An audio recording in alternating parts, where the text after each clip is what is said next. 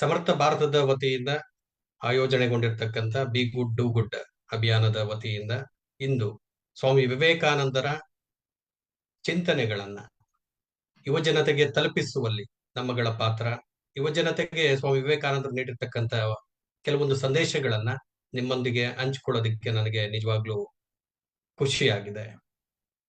ಸ್ವಾಮಿ ವಿವೇಕಾನಂದರು ಅಂತ ಅಂದ್ರೆ ಅದು ಒಂದು ವ್ಯಕ್ತಿಯಲ್ಲ, ಅದು ಶಕ್ತಿ.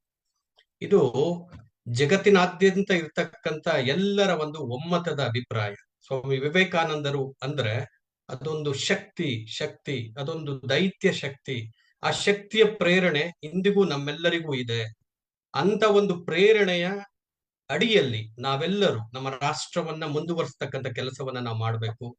ಸ್ವಾಮಿ ವಿವೇಕಾನಂದರ ಚಿಂತನೆಗಳೇನಿದಾವೆ ಅವುಗಳನ್ನ ಎಲ್ಲರಿಗೂ ತಲುಪಿಸುವಲ್ಲಿ ನಾವು ನಿರಂತರವಾದ ಪ್ರಯತ್ನವನ್ನ ಪಡಬೇಕು ಅಂತಕ್ಕಂಥದ್ದು ನಿಜವಾಗ್ಲೂ ನಮ್ಮೆಲ್ಲರ ಒಂದು ಆಶಯನೂ ಕೂಡ. ಸ್ವಾಮಿ ವಿವೇಕಾನಂದರ ಜೀವನವನ್ನ ಏನಾದ್ರೂ ಒಮ್ಮೆ ಅವಲೋಕನ ಮಾಡಿದ್ದೆ ಆದ್ರೆ, ಸ್ವಾಮಿ ವಿವೇಕಾನಂದರವರು ಜನವರಿ 12, 1863 ಕಲ್ಕತ್ತೆಯಲ್ಲಿ ಅವರ ಒಂದು ಜನನ ಆದಂತ. ಅವರ ಒಂದು ಜನನ ಅತ್ಯಂತ ಸಂಸ್ಕಾರಯುಕ್ತ, ಸುಸಂಸ್ಕೃತ ಮನೆತನದಲ್ಲಿ ಆದಂಥದ್ದು. ಯಾವುದಕ್ಕೂ ಕೊರತೆ ಇಲ್ಲ ಮನೆಯಲ್ಲಿ, ಎಲ್ಲವೂ ಇದೆ. ತಂದೆ ತಾಯಿಗಳು ಬಹಳ ಸಂಸ್ಕೃತವಂತರು ಹಾಗೂ ಅವರ ತಂದೆ ವಿಶ್ವನಾಥ ದತ್ತ ಅವರು ಇಡೀ ಕಲ್ಕತ್ತಾದ್ಯಂತ ಅತ್ಯಂತ ಪ್ರಸಿದ್ಧಿಯನ್ನ ಪಡೆದಿರ್ತಕ್ಕಂಥ ವ್ಯಕ್ತಿ. ಹೀಗೆ ಅವರ ಒಂದು ಜನನ ಅಂತಕ್ಕಂಥದ್ದು ಅಂತ ಒಂದು ಕುಟುಂಬದಲ್ಲಿ, ಅಂತ ಒಂದು ಪರಿಸರದಲ್ಲಿ ಆದಂಥದ್ದು. ಅದರ ಪ್ರಭಾವವು ಸ್ವಾಮಿ ವಿವೇಕಾನಂದರಿಗೆ ಬಹಳಷ್ಟು ಇತ್ತು. ಅದರಲ್ಲೂ ವಿಶೇಷವಾಗಿ ಭುವನೇಶ್ವರಿ ದೇವಿಯವರ ಆ ಒಂದು ಪ್ರೀತಿ, ಆ ಒಂದು ಸಂಸ್ಕಾರ ಎಲ್ಲವನ್ನ ಅವರು ಪಡ್ಕೊಂಡು ಬಂದಿದ್ದಂಥದ್ದು. ಆದ್ರೆ ಇಡೀ ಜಗತ್ತಿನ ಇತಿಹಾಸದಲ್ಲಿ ಒಂದು ಆಶ್ಚರ್ಯವನ್ನ ತರ್ತಕ್ಕಂಥ ಒಂದು ಅಂಶ ಏನಪ್ಪಾ ಅಂತಂದ್ರೆ, ಒಬ್ಬ ಸಾಮಾನ್ಯ ನರೇಂದ್ರ ದತ್ತ ಸ್ವಾಮಿ ವಿವೇಕಾನಂದರಾಗಿ ಬದಲಾವಣೆಯನ್ನ ಹೊಂದಿದಂಥದ್ದು, ಒಂದು ಮನ್ವಂತರವನ್ನ ಪಡೆದಂಥದ್ದು ನಿಜವಾಗ್ಲೂ ಒಂದು ರೀತಿಯ ರೋಚಕ ಅಂತ ನಮ್ಗೆ ಅನ್ಸುತ್ತೆ.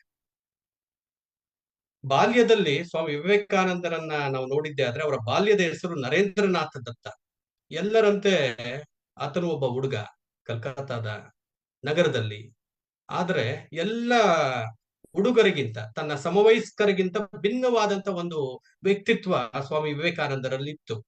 ಎಲ್ಲವನ್ನ ಪರೀಕ್ಷೆ ಮಾಡುವಂತ ಒಂದು ಮನಸ್ಥಿತಿ ಅವ್ರಿಗೆ ಆಗ್ಲೇ ಇತ್ತು. ಅದಕ್ಕೆ ನಾನು ಕೆಲವೊಂದು ಸರಿ ಹೇಳ್ತೀನಿ, ಏನಾದ್ರೂ ಸ್ವಾಮಿ ವಿವೇಕಾನಂದರು ಏನಾದ್ರೂ ಸನ್ಯಾಸಿ ಆಗದೆ ಹೋಗಿದ್ರೆ ಮತ್ತೇನಾಗ್ಬೋದಾಗಿತ್ತು, ಅವರೊಬ್ಬ ದೊಡ್ಡ ವಿಜ್ಞಾನಿ ಆಗ್ಬೋದಾಗಿತ್ತು. ಅಂತ ಒಂದು ಮನಸ್ಥಿತಿ ಅವ್ರಿಗಿತ್ತು. ವಿಜ್ಞಾನಿಗಳು ಚಿಂತಿಸುವ ರೀತಿ, ಚಿಂತನೆ ಮಾಡ್ತಕ್ಕಂಥ ಒಂದು ಸಾಮರ್ಥ್ಯ ಸ್ವಾಮಿ ವಿವೇಕಾನಂದರಲ್ಲಿತ್ತು. ಅವರು ಬಯಸಿದ್ರೆ ಏನ್ ಬೇಕಾದ್ರೂ ಆಗ್ಬೋದಾಗಿತ್ತು. ಅವ್ರಿಗಿರ್ತಕ್ಕಂಥ ಆ ಒಂದು ಬುದ್ಧಿಶಕ್ತಿ, ದೈವದತ್ತವಾಗಿ ಬಂದಿರತಕ್ಕಂಥ ಒಂದು ಬುದ್ಧಿಶಕ್ತಿ, ಆಲೋಚನಾ ಶಕ್ತಿ, ವಿಭೇದಾತ್ಮಕ ಶಕ್ತಿ, ಇಂಥ ಎಲ್ಲ ಅಂಶಗಳು ಅವರ ವ್ಯಕ್ತಿತ್ವದಲ್ಲಿದೆ. ಅವುಗಳನ್ನೆಲ್ಲ ಬಳಸ್ಕೊಂಡು ಅವ್ರ ಜೀವನದಲ್ಲಿ ಏನ್ ಬೇಕಾದ್ರೂ ಸಾಧನೆ ಮಾಡ್ಬೋದಾಗಿತ್ತು. ಆದ್ರೆ ವಿಧಿಯ ಒಂದು ಇದೇ ಬೇರೆ. ಸ್ವಾಮಿ ವಿವೇಕಾನಂದರು ಸನ್ಯಾಸತ್ವವನ್ನ ಸ್ವೀಕರಿಸಿದ್ರು. ಆದ್ರೆ ಎಲ್ಲ ಸನ್ಯಾಸಿಗಳ ತರ ತನ್ನ ಮೋಕ್ಷಕ್ಕಾಗಿ ಅವ್ರು ಯಾವತ್ತೂ ಯೋಚನೆ ಮಾಡ್ಲಿಲ್ಲ. ಈ ತಾಯಿ ಭಾರತೀಯನ್ನ ಬ್ರಿಟಿಷರ ದಾಸ್ಯದಿಂದ ಬಿಡಿಸುವ ಸಲುವಾಗಿ ತಮ್ಮ ಇಡೀ ಜೀವನವನ್ನ ಅವರು ಸವಿಸ್ತಂತದ್ದು ನಿಜವಾಗ್ಲೂ ನಮ್ಗೆ ಮಾದರಿ ಆಗ್ಬೇಕು. ಇವತ್ತಿನ ಯುವ ಜನತೆಗೆ ಯಾಕೆ ಸ್ವಾಮಿ ವಿವೇಕಾನಂದರು ಯೂತ್ ಐಕಾನ್ ಆಗಿ ಕಾಣ್ತಾರೆ ಅಂದ್ರೆ ಈ ಒಂದು ಅಂಶಕ್ಕೆ. ಎಲ್ಲವೂ ಇದ್ದು ಏನೂ ಇಲ್ಲದಾಗೆ ದೇಶ ಸೇವೆಯನ್ನ ಮಾಡದಂತ ಯಾರಾದ್ರೂ ಸನ್ಯಾಸಿ ಇಡೀ ಜಗತ್ತಿನಲ್ಲಿ ಯಾರಾದ್ರೂ ಇದ್ದಾರೆ ಅಂತಂದ್ರೆ ಅದು ಸ್ವಾಮಿ ವಿವೇಕಾನಂದರು ಮಾತ್ರ. ಇದನ್ನ ಘಂಟಾಘೋಷವಾಗಿ ಹೇಳ್ಬೋದು. ಇದು ನಮಗೆ ಪ್ರೇರಣೆಯನ್ನ ಕೊಡ್ತಕ್ಕಂಥ ಒಂದು ವಿಚಾರ. ಆ ಕಾರಣಕ್ಕೋಸ್ಕರ ಸ್ವಾಮಿ ವಿವೇಕಾನಂದರು ಒಂದು ರೀತಿಯ ರಾಷ್ಟ್ರಭಕ್ತ, ರಾಷ್ಟ್ರ ಸಂತ. ಈ ರಾಷ್ಟ್ರದ ಸಂಸ್ಕೃತಿಯನ್ನ ಪುನರುತ್ಥಾನ ಮಾಡಿದಂತ ಶ್ರೇಯಸ್ಸು ಯಾರಿಗಾದ್ರೂ ಸಲ್ಲಬೇಕು ಅಂದ್ರೆ ಅದು ಸ್ವಾಮಿ ವಿವೇಕಾನಂದರಿಗೆ ಸಲ್ಲಬೇಕು. ಇಂಥ ಎಲ್ಲ ನವೋತ್ಥಾನದ ಅಧಿಕಾರ ಅಂತ ಕರಿತೀವಿ. ಈ ಒಂದು ರಾಷ್ಟ್ರದಲ್ಲಿ ಒಂದು ಕ್ರಾಂತಿಯನ್ನ ತಂದು, ಆಧ್ಯಾತ್ಮಿಕ ಕ್ರಾಂತಿಯನ್ನ ತಂದು, ಈ ರಾಷ್ಟ್ರದ ಸಂಸ್ಕೃತಿಯನ್ನ, ಹಿರಿಮೆಯನ್ನ ಮತ್ತೊಮ್ಮೆ ಜಗತ್ತಿಗೆ ಸಾರದಂತ ಮಹಾನುಭಾವರು ಸ್ವಾಮಿ ವಿವೇಕಾನಂದರು. ಆ ಕಾರಣಕ್ಕೋಸ್ಕರ ನೀವು ಸ್ವಾಮಿ ವಿವೇಕಾನಂದರ ಜೀವನವನ್ನ ಒಮ್ಮೆ ನೋಡಿದ್ದೆ ಆದ್ರೆ, ನಾನು ಈಗಾಗ್ಲೇ ಹೇಳಿದೆ 1863, ಬದುಕಿದ್ದು ಕೇವಲ 39 ವರ್ಷ. ಆದ್ರೆ ಮಾಡಿರ್ತಕ್ಕಂಥ ಸಾಧನೆ ಅಪಾರವಾದಂಥದ್ದು. ಈ ಕಾರಣಕ್ಕೋಸ್ಕರ ಸ್ವಾಮಿ ವಿವೇಕಾನಂದರು ನಮ್ಗೆ ಆದರ್ಶ ಆಗ್ತಾರೆ. ಅವ್ರ ಜೀವಿತವನ್ನ ಸವೆಸಿದಂತ ರೀತಿ, ಅದಕ್ಕೆ ಆಂಗ್ಲ ಭಾಷೆಯಲ್ಲಿ ಒಂದು ಒಳ್ಳೆ ಮಾತಿದೆ. It doesn't matter how long we live but how to live. It doesn't matter how long we live but how to live. ಎಷ್ಟು ವರ್ಷ ನಾವು ಬದುಕಿದ್ವಿ ಅನ್ನೋದು ಮುಖ್ಯ ಆಗಲ್ಲ, ಹೇಗೆ ಬದುಕಿದ್ವಿ. ಅದಕ್ಕೆ ಉತ್ತಮವಾದಂತ ನಿದರ್ಶನ ಏನಾದ್ರೂ ಇದ್ರೆ ಅದು ಸ್ವಾಮಿ ವಿವೇಕಾನಂದರ ಜೀವನ. ಈ ರೀತಿ ಅವರು ನಮ್ಗೆ ಏನ್ ಮಾಡುವಂತದ್ದು, ಪ್ರೇರಣೆಯನ್ನ ಮಾಡುವಂತದ್ದು.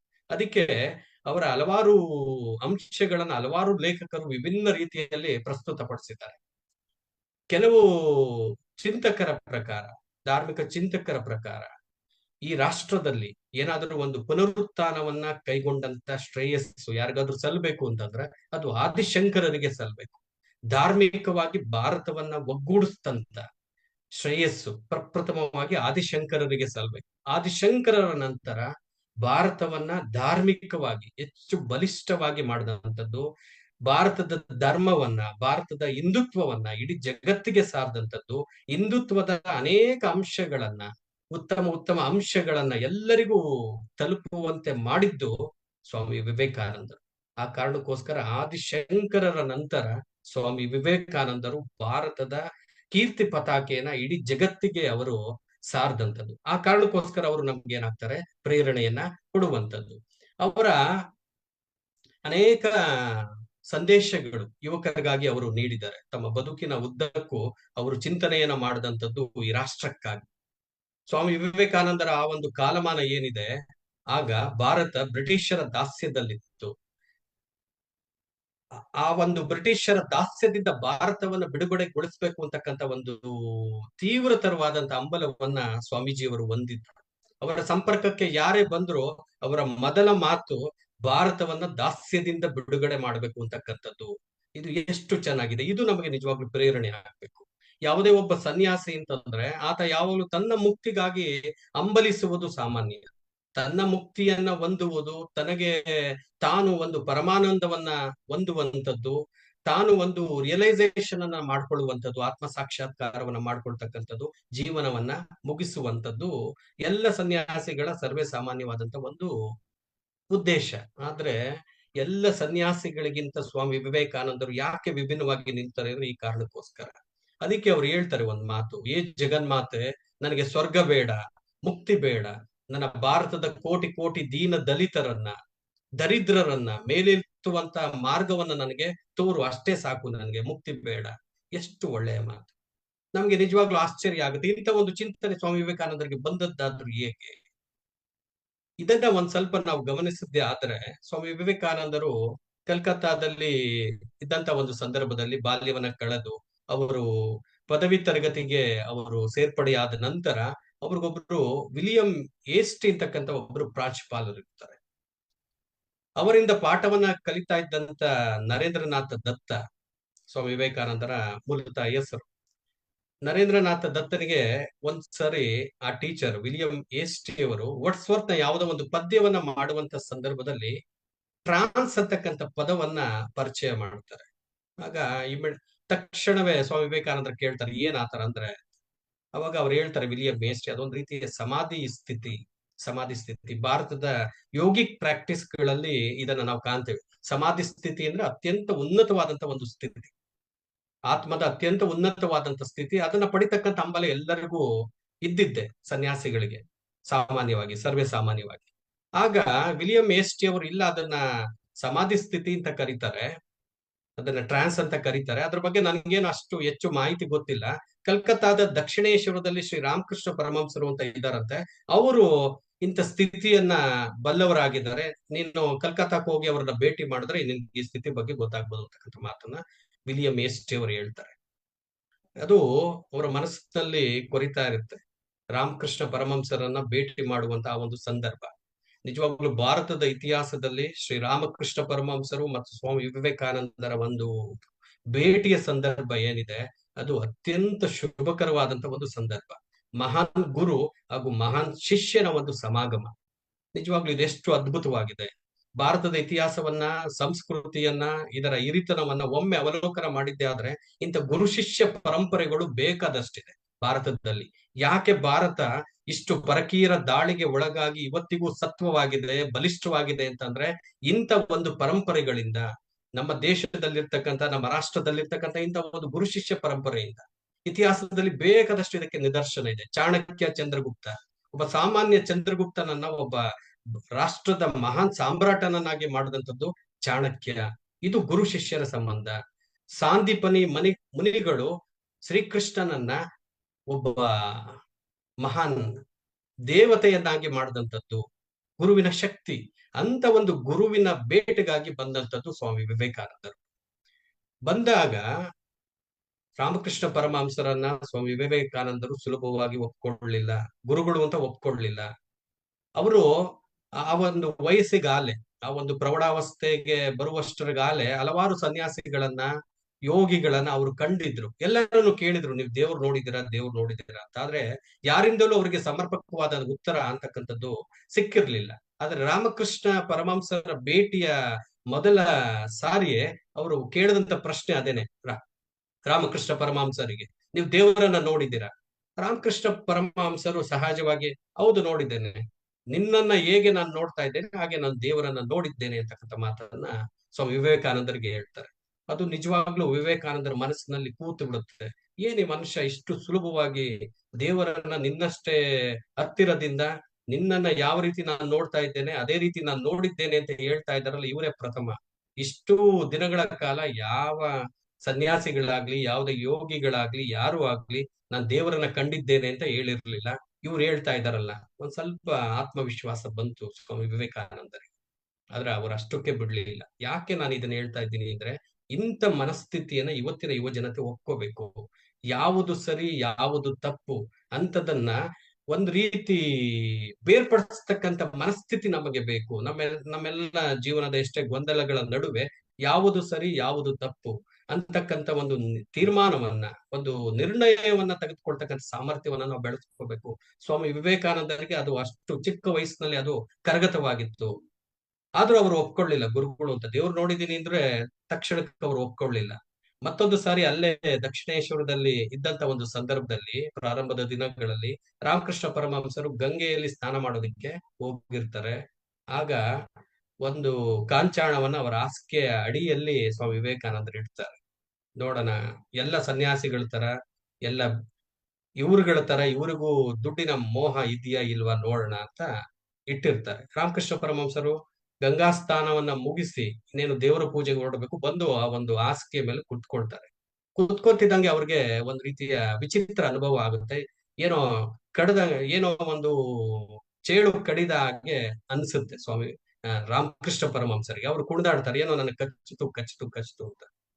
ಆಗ ಸ್ವಾಮಿ ವಿವೇಕಾನಂದರ ಅರಿವಿಗೆ ಬರುತ್ತೆ, ಹೌದು ಇವ್ರೇನೋ ಒಂದು ಸಾಧನೆಯನ್ನ ಮಾಡಿದ್ದಾರೆ, ಇವರೇ ನನ್ನ ನಿಜವಾದ ಗುರು ಅಂತ.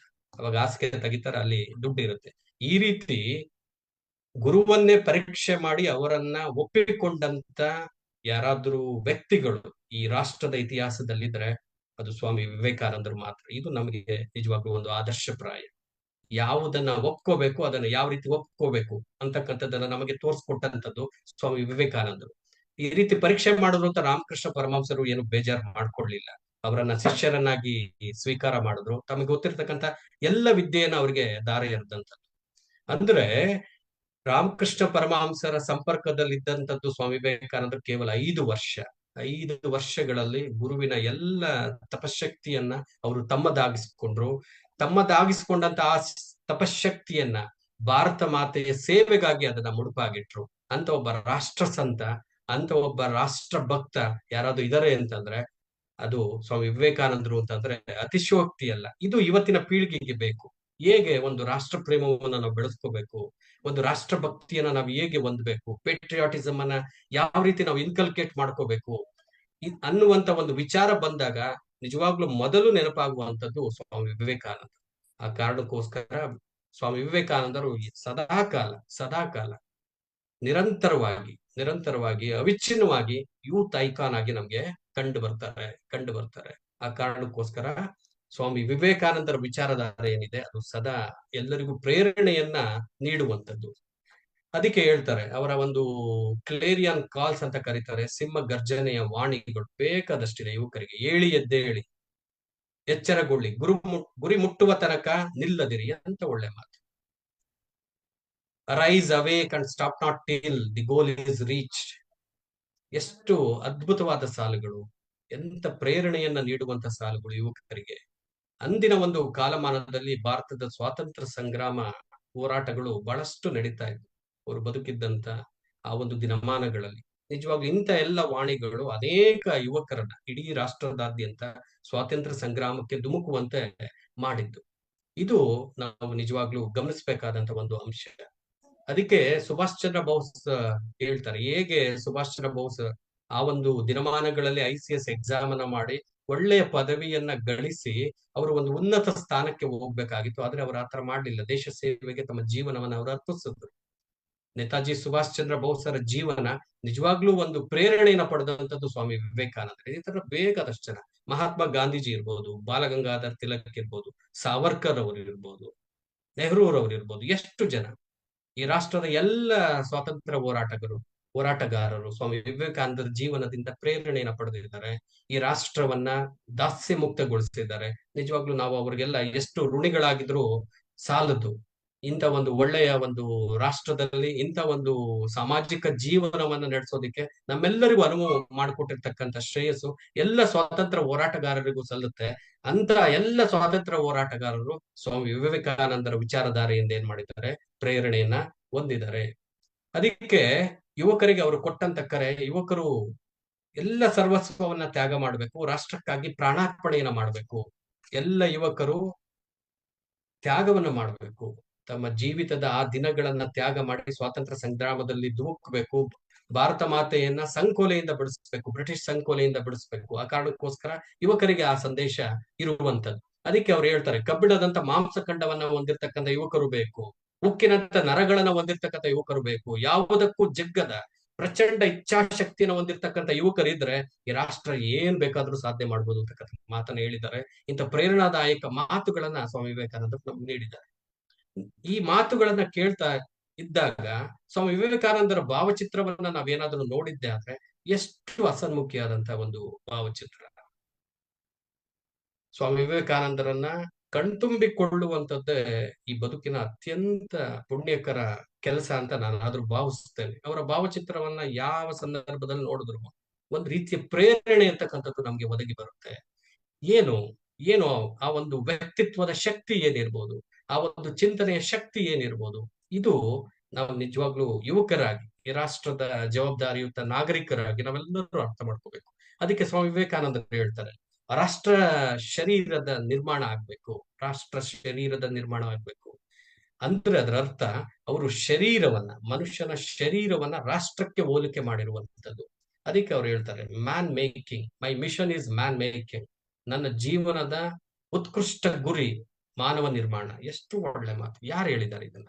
ಈ ಒಂದು ಅಂಶಗಳ ಮೂಲಕ ಸ್ವಾಮಿ ವಿವೇಕಾನಂದರು ಕೇವಲ ಒಬ್ಬ ಸನ್ಯಾಸಿಯಾಗಿ, ಕೇವಲ ಸ್ವಾತಂತ್ರ್ಯ ಸಂಗ್ರಾಮಕ್ಕೆ ಪ್ರೇರಣೆ ಕೊಟ್ಟಂತ ಒಂದು ದೈತ್ಯ ಶಕ್ತಿ ಅಲ್ಲ, ಹಾಗೆಯೇ ಸ್ವಾಮಿ ವಿವೇಕಾನಂದರು ಒಬ್ಬ ಮಹಾನ್ ತತ್ವಶಾಸ್ತ್ರಜ್ಞರು, ಹಾಗೆಯೇ ಒಬ್ಬ ಮಹಾನ್ ಶಿಕ್ಷಣ ತಜ್ಞರು. ಅವರ ವ್ಯಕ್ತಿತ್ವವನ್ನ ಅರ್ಥ ಮಾಡ್ಕೊಳ್ಳೋದೇ ಒಂದ್ ರೀತಿಯ ಆನಂದಕರವಾದಂತ ಕೆಲಸ. ಎಷ್ಟು ಆಯಾಮಗಳಲ್ಲಿ ಸ್ವಾಮಿ ವಿವೇಕಾನಂದರನ್ನ ನೋಡಿದ್ರು ಸಹಿತ ನಮ್ಗೆ ಅಂತ ಒಂದು ಭಾವನೆಗಳು ಮನಸ್ಸಿನಲ್ಲಿ ಉಕ್ಕಿ ಬರುತ್ತೆ. ಎಂತ ಒಳ್ಳೆಯ ಶಿಕ್ಷಣ ತಜ್ಞ, ಈ ರಾಷ್ಟ್ರ ಕಂಡಂತ ಅತ್ಯಂತ ಉತ್ಕೃಷ್ಟ ಮಟ್ಟದ ಶಿಕ್ಷಣ ತಜ್ಞ. ಭಾರತದಲ್ಲಿರ್ತಕ್ಕಂಥ ಎಲ್ಲ ಶಿಕ್ಷಣ ತಜ್ಞರ ಚಿಂತನೆಗಳಿಂದವೆ, ಅವು ಬರೋದಕ್ಕಿಂತ ಮುಂಚಿತವಾಗಿ ವಿವೇಕಾನಂದರು ಅವುಗಳನ್ನ ಉಲ್ಲೇಖ ಮಾಡಿದಂತ ಇದು ಬಹಳ ಅದ್ಭುತವಾದಂತ ಒಂದು ವಿಚಾರ. ಅವರ ಒಂದು ಶೈಕ್ಷಣಿಕ ವಿಚಾರಧಾರೆಗಳನ್ನ ನೋಡಿದ್ದೆ ಆದ್ರೆ ಅದರಲ್ಲಿ ಎಲ್ಲ ಅಂಶಗಳನ್ನ ಸ್ವಾಮೀಜಿಯವರು ಹೇಳಿದ್ದಾರೆ. ಅದಕ್ಕೆ ಅವ್ರು ಹೇಳ್ತಾರೆ, education is nothing but the manifestation of divine perfection which is already existed in man. ಯಾರಿಗೇನು ಕಲ್ಸೋದೇ ಬೇಡ, ಪ್ರತಿಯೊಬ್ಬ ವ್ಯಕ್ತಿಗಳು ದೈವಿಪೂರ್ಣವಾದ ಪರಿಪೂರ್ಣತೆಯನ್ನ ಹೊಂದಿಕೊಂಡು ಅವರ ಜನನ ಅಂತಕ್ಕಂಥದ್ದಾಗಿದೆ. ಶಿಕ್ಷಣದ ಕೆಲಸ ಪರಿಪೂರ್ಣತೆಯನ್ನು ಹೊರಗೆಡುವುದು. ಎಷ್ಟು ಒಳ್ಳೆಯ ಮಾತು, ಎಷ್ಟು ಸತ್ಯವೂ ಕೂಡ. ಆ ಕಾರಣಕ್ಕೋಸ್ಕರ ಸ್ವಾಮಿ ವಿವೇಕಾನಂದರು ನಮ್ಗೆ ಒಬ್ಬ ಆದರ್ಶವಾದಿ ತತ್ವಶಾಸ್ತ್ರಜ್ಞರಾಗಿ ಕಂಡು ಬರ್ತಾರೆ. ಅನ್ ಐಡಿಯಲಿಸ್ಟ್ ಫಿಲಾಸಫರ್. ಈ ರಾಷ್ಟ್ರದಲ್ಲಿ ಏನಾದರೂ ಒಬ್ಬ ಐಡಿಯಲಿಸ್ಟ್ ಫಿಲಾಸಫರ್, ಇನ್ಫ್ಲೂಯೆನ್ಷಿಯಲ್ ಫಿಲಾಸಫರ್ ಈ ಒಂದು ಡಾಕ್ಟ್ರಿನ್ ಆಫ್ ಫಿಲಾಸಫಿನಲ್ಲಿ ಇದ್ದಾರೆ ಅಂತಂದ್ರೆ ಅದು ಸ್ವಾಮಿ ವಿವೇಕಾನಂದರು ಮಾತ್ರ. ಅದಕ್ಕೆ ಅವ್ರು ಹೇಳ್ತಾರೆ, ರಾಷ್ಟ್ರ ಶರೀರದ ನಿರ್ಮಾಣ. ರಾಷ್ಟ್ರ ಅಂತಕ್ಕಂಥದ್ದು ಶರೀರ, ವ್ಯಕ್ತಿ ಬೇರೆ ಅಲ್ಲ, ರಾಷ್ಟ್ರ ಬೇರೆ ಅಲ್ಲ. Individual is not different from nation. Nation is not different from individual. Individual makes the nation. Nation containing the individuals. This is the words of Swami Vivekananda. ಆ ಕಾರಣಕ್ಕೋಸ್ಕರ ವ್ಯಕ್ತಿ ಮತ್ತೆ ರಾಷ್ಟ್ರ ಇಬ್ರು ಒಂದೇ. ಅದಕ್ಕೋಸ್ಕರ ವ್ಯಕ್ತಿ ನಿರ್ಮಾಣ ಆದ್ರೆ ಅದು ಪರೋಕ್ಷಕವಾಗಿ ರಾಷ್ಟ್ರ ನಿರ್ಮಾಣ ಆದಂತೆ. ಅದಕ್ಕೆ ಅವ್ರು ಹೇಳ್ತಾರೆ man making and nation making. Man making is nothing but nation making. ವ್ಯಕ್ತಿಗಳ ನಿರ್ಮಾಣ ಆದ್ರೆ ಅದು ರಾಷ್ಟ್ರ ನಿರ್ಮಾಣ ಆದಂತೆ. ಎಷ್ಟು ಒಳ್ಳೆಯ ಮಾತು. ರಾಷ್ಟ್ರ ಅಂತಕ್ಕಂಥ ಒಂದು ಶರೀರದ ನಿರ್ಮಾಣ ಆಗ್ಬೇಕು, ಅಂದ್ರೆ ವ್ಯಕ್ತಿಗಳು ನಿರ್ಮಾಣ ಆಗ್ಬೇಕು. ಈ ಮಾತನ್ನ ಸ್ವಾಮಿ ವಿವೇಕಾನಂದರು ನಮ್ಗೆ ಹೇಳ್ತಾರೆ. ಇದನ್ನ ಅರ್ಥ ಮಾಡ್ಕೋಬೇಕು ಅಂತಂದ್ರೆ ಒಂದು ಚಿಕ್ಕ ಕಥೆ ಇದೆ, ಒಂದು ಪ್ರಸಂಗ ಇದೆ. ಯಾವುದೋ ಒಂದು ದೊಡ್ಡ ಕಂಪನಿನಲ್ಲಿ ಒಬ್ಬ ವ್ಯಕ್ತಿ ಸಿಇಒ ಆಗಿ ಕೆಲಸ ಮಾಡ್ತಾ ಇರ್ತಾನೆ. ಆತ ಆ ಕಂಪನಿಯನ್ನ ಬಹಳ ಚೆನ್ನಾಗಿ ಮುಂದುವರ್ಸಿರ್ತಾನೆ, ಅಭಿವೃದ್ಧಿಯನ್ನ ಮಾಡಿರ್ತಾನೆ. ಅವನಿಗೆ ಸಾಕಷ್ಟು ಕೆಲಸಗಳು, ಪ್ರತಿನಿತ್ಯ ಬ್ಯುಸಿಯ. ಕೆಲವೊಂದು ಸರಿ ಬ್ಯುಸಿ ಆದಾಗ ಕಚೇರಿಯ ಕೆಲಸಗಳನ್ನ ಆತ ಮನೆಗೆ ತರುವಂತದ್ದು ಒಂದು ವಾಡಿಕೆ. ಒಂದಿನ ಮನೆಯ ಕಚೇರಿಯಲ್ಲಿ ಮುಗಿಸಲಾರದೆ ಇರ್ತಕ್ಕಂಥ ಕೆಲಸವನ್ನ ಮನೆಗೆ ತಂದಂತದ್ದು ಆತ ಮನೆಗೆ ತರ್ತಾನೆ ಮಾಡ್ಬೇಕು ಅಂತ. ಆದ್ರೆ ಆತನಿಗೆ ಒಬ್ಬ ಪುಟ್ಟ ಮಗ ಇರ್ತಾನೆ, ಚಿಕ್ಕವನೊಬ್ಬ ಹುಡುಗ ಇರ್ತಾನೆ, ಮಗ ಇರ್ತಾನೆ. ಅಪ್ಪನ ಏನ್ ಕೆಲಸ ಮಾಡಕ್ಕೂ ಬಿಡಲ್ಲ. ದಿನನಿತ್ಯ ಅವನ್ ಅದೇ ಹೇಳಪ್ಪ ಇದೇಳಪ್ಪ, ಅದೇನು ಇದೇನು, ಸಿಕ್ಕಾಪಟ್ಟೆ ಪ್ರಶ್ನೆಗಳ ಮೇಲೆ ಪ್ರಶ್ನೆ ಅಪ್ಪನಿಗೆ ತನ್ನ ಕಾರ್ಯವನ್ನು ಮುಗಿಸ್ಬೇಕು, ಮಗುವಿಗೆ ಕುತೂಹಲ, ಪ್ರಶ್ನೆ ಕೇಳುತ್ತೆ. ಏನಾದ್ರೂ ಮಾಡಿ ಇವ್ನು ಸುಮ್ನಿರ್ಸ್ಬಿಟ್ಟು ನನ್ನ ಕೆಲಸವನ್ನ ಮಾಡ್ಬೇಕಲ್ಲ ಅಂತ ತಂದೆ ಏನ್ ಮಾಡ್ತಾನೆ, ಯೋಚನೆ ಮಾಡ್ತಾನೆ. ಆ ಯೋಚನೆಯ ಒಂದು ಇದರಲ್ಲಿ ಆತ ತನ್ನ ಕೊಠಡಿಯ ಸುತ್ತಮುತ್ತ ನೋಡಿದಾಗ ಅಲ್ಲೊಂದು ಭಾರತದ ನಕ್ಷೆ ಬಿದ್ದಿರುತ್ತೆ. ಆ ಭಾರತದ ನಕ್ಷೆಯನ್ನ ಎತ್ಕೊಂಡು ಅದನ್ನ ಹಲವಾರು ಚೂರುಗಳಾಗಿ ಮಾಡಿ ಮಗನಿಗೆ ಕೊಟ್ಟು, ಇದನ್ನ ಮತ್ತೆ ಭಾರತದ ನಕ್ಷೆಯನ್ನಾಗಿ ನೀನ್ ಜೋಡಿಸ್ಬೇಕು ಅಂತ ಹೇಳ್ಬಿಟ್ಟು ಅವನು ತನ್ನ ಕೊಠಡಿಗೆ ಹೋಗ್ತಾನೆ ಕೆಲಸವನ್ನ ನಿರ್ವಹಿಸೋದಿಕ್ಕೆ. ತಂದೆ ಏನ್ ಅನ್ಕೊಂತಾನೆ, ಬಿಡು, ಭಾರತದ ನಕ್ಷೆನ ಅಷ್ಟು ಸುಲಭವಾಗಿ ನಾವು ಜೋಡ್ಸೋದಿಕ್ ಸಾಧ್ಯ ಇಲ್ಲ. ಅದನ್ನೆಲ್ಲ ಅರ್ದು ಬಿಟ್ರೆ, ಚೂರಾಗಿ ಮಾಡ್ಬಿಟ್ರೆ ಯಾವ ಭಾಗ ಎಲ್ಲಿ ಬರುತ್ತೆ ಅನ್ನೋದು ಅದು ಒಂದ್ ಸ್ವಲ್ಪ ಸಮಯವನ್ನ ತೆಗೆದುಕೊಳ್ತಂತ ಕೆಲಸ. ತಂದೆ ಅದನ್ನ ಯೋಚನೆ ಮಾಡಿದ್ದ, ಸಮಯ ತಗೋಬಹುದು, ಅದಕ್ಕೆ ಅಷ್ಟ್ರಲ್ಲಿ ನನ್ ಕೆಲಸ ಮುಗಿಸೋಣ ಅಂತ ಆತ ಏನ್ ಮಾಡಿದ್ದ, ಆಲೋಚನೆಯನ್ನ ಮಾಡಿದ್ದ. ಕೊಟ್ಟು ಒಂದು 2-3 ನಿಮಿಷಕ್ಕೆ ಆ ಮಗು ಕರೀತು, ಅಪ್ಪ ನಾನು ಜೋಡ್ಸಿದ್ದೀನಿ ಭಾರತ ನಕ್ಷೆ ಅಂತ. ತಂದೆಗೆ ಆಶ್ಚರ್ಯ, ಏನ್ 2-3 ನಿಮಿಷದಲ್ಲಿ ಇವನ್ ಏನ್ ಮಾಡ್ಬಿಟ್ಟ, ನೋಡೋಣ ಏನ್ ಮಾಡಿರ್ಬೋದು ಅಂತ ಆಶ್ಚರ್ಯದಿಂದ ಮಗು ಹತ್ರ ಬರ್ತಂತಂದೆ. ಭಾರತದ ಭೂಪಟ ಸರಿಯಾಗಿ ಜೋಡಿಸ್ಬಿಟ್ಟಿದೆ ಮಗು. ತಂದೆಗೆ ಅತ್ಯಾಶ್ಚರ್ಯ, ಹೇಗೆ ಜೋಡಿಸ್ತಾ ಇದ್ದಾನೆ ಇಷ್ಟು ಬೇಗ, ಹೇಗೆ ಜೋಡ್ಸೋದಕ್ಕೆ ಸಾಧ್ಯ ಆಯ್ತು? ಆ ಮಗುನ್ ತಂದೆ ಕೇಳ್ದ, ಹೇಗ್ ಜೋಡಿಸ್ತಾ ಇದ್ದಾನೆ ಇಷ್ಟು ಬೇಗ ಅಂತ. ಆ ಮಗು ಹೇಳ್ತು, ಅಪ್ಪ ಜೋಡಿಸೋದಕ್ಕೆ ನಾನು ಪ್ರಯತ್ನ ಪಡ್ತಾ ಇದ್ದೆ, ಒಂದು ಚೂರು ತಿರುವಾಕೊಂಡಿತ್ತು, ಆ ತಿರುವಾಕೊಂಡಿದ್ದ ಭಾಗದಲ್ಲಿ ಮನುಷ್ಯನ ಕೈ ಇತ್ತು. ಆಗ ನಾನೇನ್ ಮಾಡಿದೆ, ಎಲ್ಲ ಚೂರುಗಳನ್ನ ತಿರುವಾಕ್ತೆ. ಆಗ ಮನುಷ್ಯನ ದೇಹಕ್ಕೆ ಸಂಬಂಧಪಟ್ಟಂತ ಹಲವಾರು ಅಂಗಗಳು ಅದರಲ್ಲಿತ್ತು. ತಲೆ ಇಡೋ ಜಾಗದಲ್ಲಿ ತಲೆ ಜೋಡಿಸ್ದೆ, ಕೈಗಳನ್ನ ಇಡಬೇಕಾದಂತ ಜಾಗದಲ್ಲಿ ಕೈಗಳನ್ನ ಇಟ್ಟೆ, ಕಾಲುಗಳನ್ನ ಇಡಬೇಕಾದಂತ ಜಾಗದಲ್ಲಿ ಆ ಚೂರುಗಳನ್ನ ಇಟ್ಟಾಗ ಒಟ್ಟಾರೆ ವ್ಯಕ್ತಿಯ ಒಂದು ಶರೀರ ಅಂತಕ್ಕಂಥದ್ದು ನಿರ್ಮಾಣ ಆಯ್ತು. ಮತ್ತೆ ಆ ಎಲ್ಲ ಚೂರುಗಳನ್ನ ನಾನು ತಿರುವಾಕ್ತೆ, ಅದರಿಂದ ಭಾರತದ ಭೂಪಟ ಮೂಡಿ ಬಂದಿತ್ತು. ಎಷ್ಟು ಅದ್ಭುತವಾಗಿದೆ ಮಗುವಿನ ಚಿಂತನೆ. ತಂದೆಗೆ ಬಹಳ ಖುಷಿ ಅನಿಸ್ತು. ಇದರ ಅರ್ಥ ಏನಪ್ಪಾ, ಈ ಪ್ರಸಂಗದಿಂದ ನಾವು ತಿಳ್ಕೊಬೇಕಾಗಿರ್ತಕ್ಕಂಥದ್ದು ಸ್ವಾಮಿ ವಿವೇಕಾನಂದರ ಒಂದು ಚಿಂತನೆ. ಅಂದ್ರೆ ವ್ಯಕ್ತಿ ಶರೀರ ಮತ್ತು ರಾಷ್ಟ್ರ ಶರೀರ. ವ್ಯಕ್ತಿಗಳು ಸದೃಢರಾದ್ರೆ ರಾಷ್ಟ್ರ ಸದೃಢ ಆಗುತ್ತೆ. Empowerment of an individual is nothing but empowerment of nation. ಇದರಲ್ಲಿ ಬಹಳ ನಂಬಿಕೆಯನ್ನ ಹೊಂದಿದ್ದಂಥವರು ಸ್ವಾಮೀಜಿ ಅವರು. ಅದಕ್ಕೋಸ್ಕರನೇ ಅವರು ಮ್ಯಾನ್ ಮೇಕಿಂಗ್ ಎಜುಕೇಶನ್ ಬೇಕು, ನೇಷನ್ ಬಿಲ್ಡಿಂಗ್ ಎಜುಕೇಶನ್ ಬೇಕು ಅಂತಕ್ಕಂಥ ಮಾತನ್ನ ಅವರು ಬಹಳಷ್ಟು ಸಾರಿ ಹೇಳಿದ್ದಾರೆ.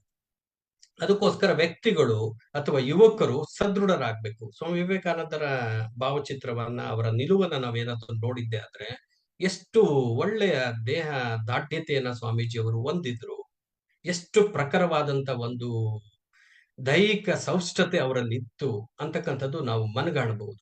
ಅಂದ್ರೆ ಯಾವಾಗ್ಲೂ ಅಷ್ಟೇ, ಒಳ್ಳೆಯ ದೇಹದ ಆರೋಗ್ಯವನ್ನ ನಾವೇನಾದ್ರೂ ಕಾಪಾಡ್ಕೊಂಡಿದ್ದೆ ಆದ್ರೆ ಉತ್ತಮ ಮನಸ್ಸಿನ ಸ್ಥಿತಿ ನಮಗಿರುತ್ತೆ. A sound mind in a sound body. Body ಯಾವಾಗ್ಲೂ ಆರೋಗ್ಯಕರವಾಗಿದ್ದಾಗ ಮಾತ್ರ ಅದು ಆರೋಗ್ಯಕರವಾದ ಮನಸ್ಸನ್ನ ಇಟ್ಕೊಳ್ಳೋದಕ್ಕೆ ಸಾಧ್ಯ ಅಂತಕ್ಕಂಥ ಅಂಶದಲ್ಲಿ ಸ್ವಾಮೀಜಿ ಯಾವಾಗ್ಲೂ ನಂಬಿಕೆಯನ್ನ ಹೊಂದಿದ್ರು. ಯುವಕರಿಗೂ ಅವರು ಕರೆ ಕೊಟ್ಟಂತದ್ದು ಅದೇನೆ, ಸದೃಢತೆಯನ್ನ ಸಾಧಿಸ್ಬೇಕು. ಎಲ್ಲ ಯುವಕರು ಏನಾಗ್ಬೇಕು, ಸಬಲರಾಗ್ಬೇಕು. ಅದಕ್ಕೆ ಅವ್ರು ಹೇಳ್ತಾರೆ, strength is life, weakness is death. ಏನಾದ್ರೂ ಧೈರ್ಯದಿಂದ ನಾವಿದ್ರೆ, ಏನಾದ್ರೂ ಒಂದು ಶಕ್ತಿಯನ್ನ ನಾವು ಗಳಿಸಿದೀವಿ ಅಂತಂದ್ರೆ ಅದೇ ಒಂದ್ ರೀತಿಯ ಜೀವನ. ದೌರ್ಬಲ್ಯವೇ ಮರಣ, ಶಕ್ತಿಯೇ ಜೀವನ, ದೌರ್ಬಲ್ಯವೇ ಮರಣ ಅಂತಕ್ಕಂಥ ಮಾತನ್ನ ಸ್ವಾಮೀಜಿ ಅವರು ನಮ್ಮೆಲ್ಲರಿಗೂ ಹೇಳಿದ್ದಾರೆ. ಆ ಕಾರಣಕ್ಕೋಸ್ಕರ ಅವರು ಎಲ್ಲ ವ್ಯಕ್ತಿಗಳಿಗೆ ಈ ರೀತಿಯ ಕರೆಯನ್ನ ಕೊಟ್ಟಂತದ್ದು, ಯುವ ಜನತೆಗೆ ಇಂಥ ಒಂದು ಕರೆಯನ್ನ ಕೊಟ್ಟಂತದ್ದು, ದೇಹವನ್ನ ಸರಿಯಾಗಿ ಕಾಪಾಡ್ಕೊಳ್ತಕ್ಕಂಥದ್ದು ಬಹಳ ಮುಖ್ಯವಾದಂತ ಒಂದು ಅಂಶ. ಸ್ವಾಮೀಜಿಯವರ ಜೀವನವನ್ನ ನಾವೇನಾದ್ರೂ ನೋಡಿದ್ದೇ ಆದ್ರೆ, ಸ್ವಾಮಿ ವಿವೇಕಾನಂದರ ಜೀವನವನ್ನ ಎಷ್ಟು ಸಾರಿ ಭಾರತವನ್ನ ಅವರು ಪಾರಿವಾಜಕರಾಗಿ ತಿರುಗಾಡಿದ್ದಾರೆ. ಎಲ್ಲಿತ್ತು ಅಂತ ಒಂದು ಆತ್ಮಸ್ಥೈರ್ಯ, ಅಂತ ಒಂದು ದೈಹಿಕ ಶಕ್ತಿ ಅವರು ಎಲ್ಲಿಂದ ಪಡ್ಕೊಂಡ್ ಬಂದಿದ್ರು? ಇದು ನಿಜವಾಗ್ಲೂ ನಮ್ಗೆ ಪ್ರೇರಣೆ ಆಗ್ಬೇಕು. ಆದಿಶಂಕರರ ನಂತರ ಭಾರತವನ್ನ ಹೆಚ್ಚು ಪರ್ಯಟನೆ ಮಾಡಿದಂತ ಕೀರ್ತಿ, ಶ್ರೇಯಸ್ಸು ಯಾರಿಗಾದ್ರೂ ಸಲ್ಲಬೇಕು ಅಂದ್ರೆ ಅದು ಸ್ವಾಮಿ ವಿವೇಕಾನಂದರಿಗೆ ಸಲ್ಲಬೇಕು. ಈ ರೀತಿ ನಮ್ಗೆ ಅವರು ಪ್ರೇರಣೆ ಆಗಿರುವಂತದ್ದು. ಭಾರತದ ಎಲ್ಲ ಕಡೆ ಅವರು ಓಡಾಡಿದ್ದಾರೆ, ತಿರುಗಾಡಿದ್ದಾರೆ, ಭಾರತದ ಪರ್ಯಟನೆಯನ್ನ ಮಾಡಿದ್ದಾರೆ.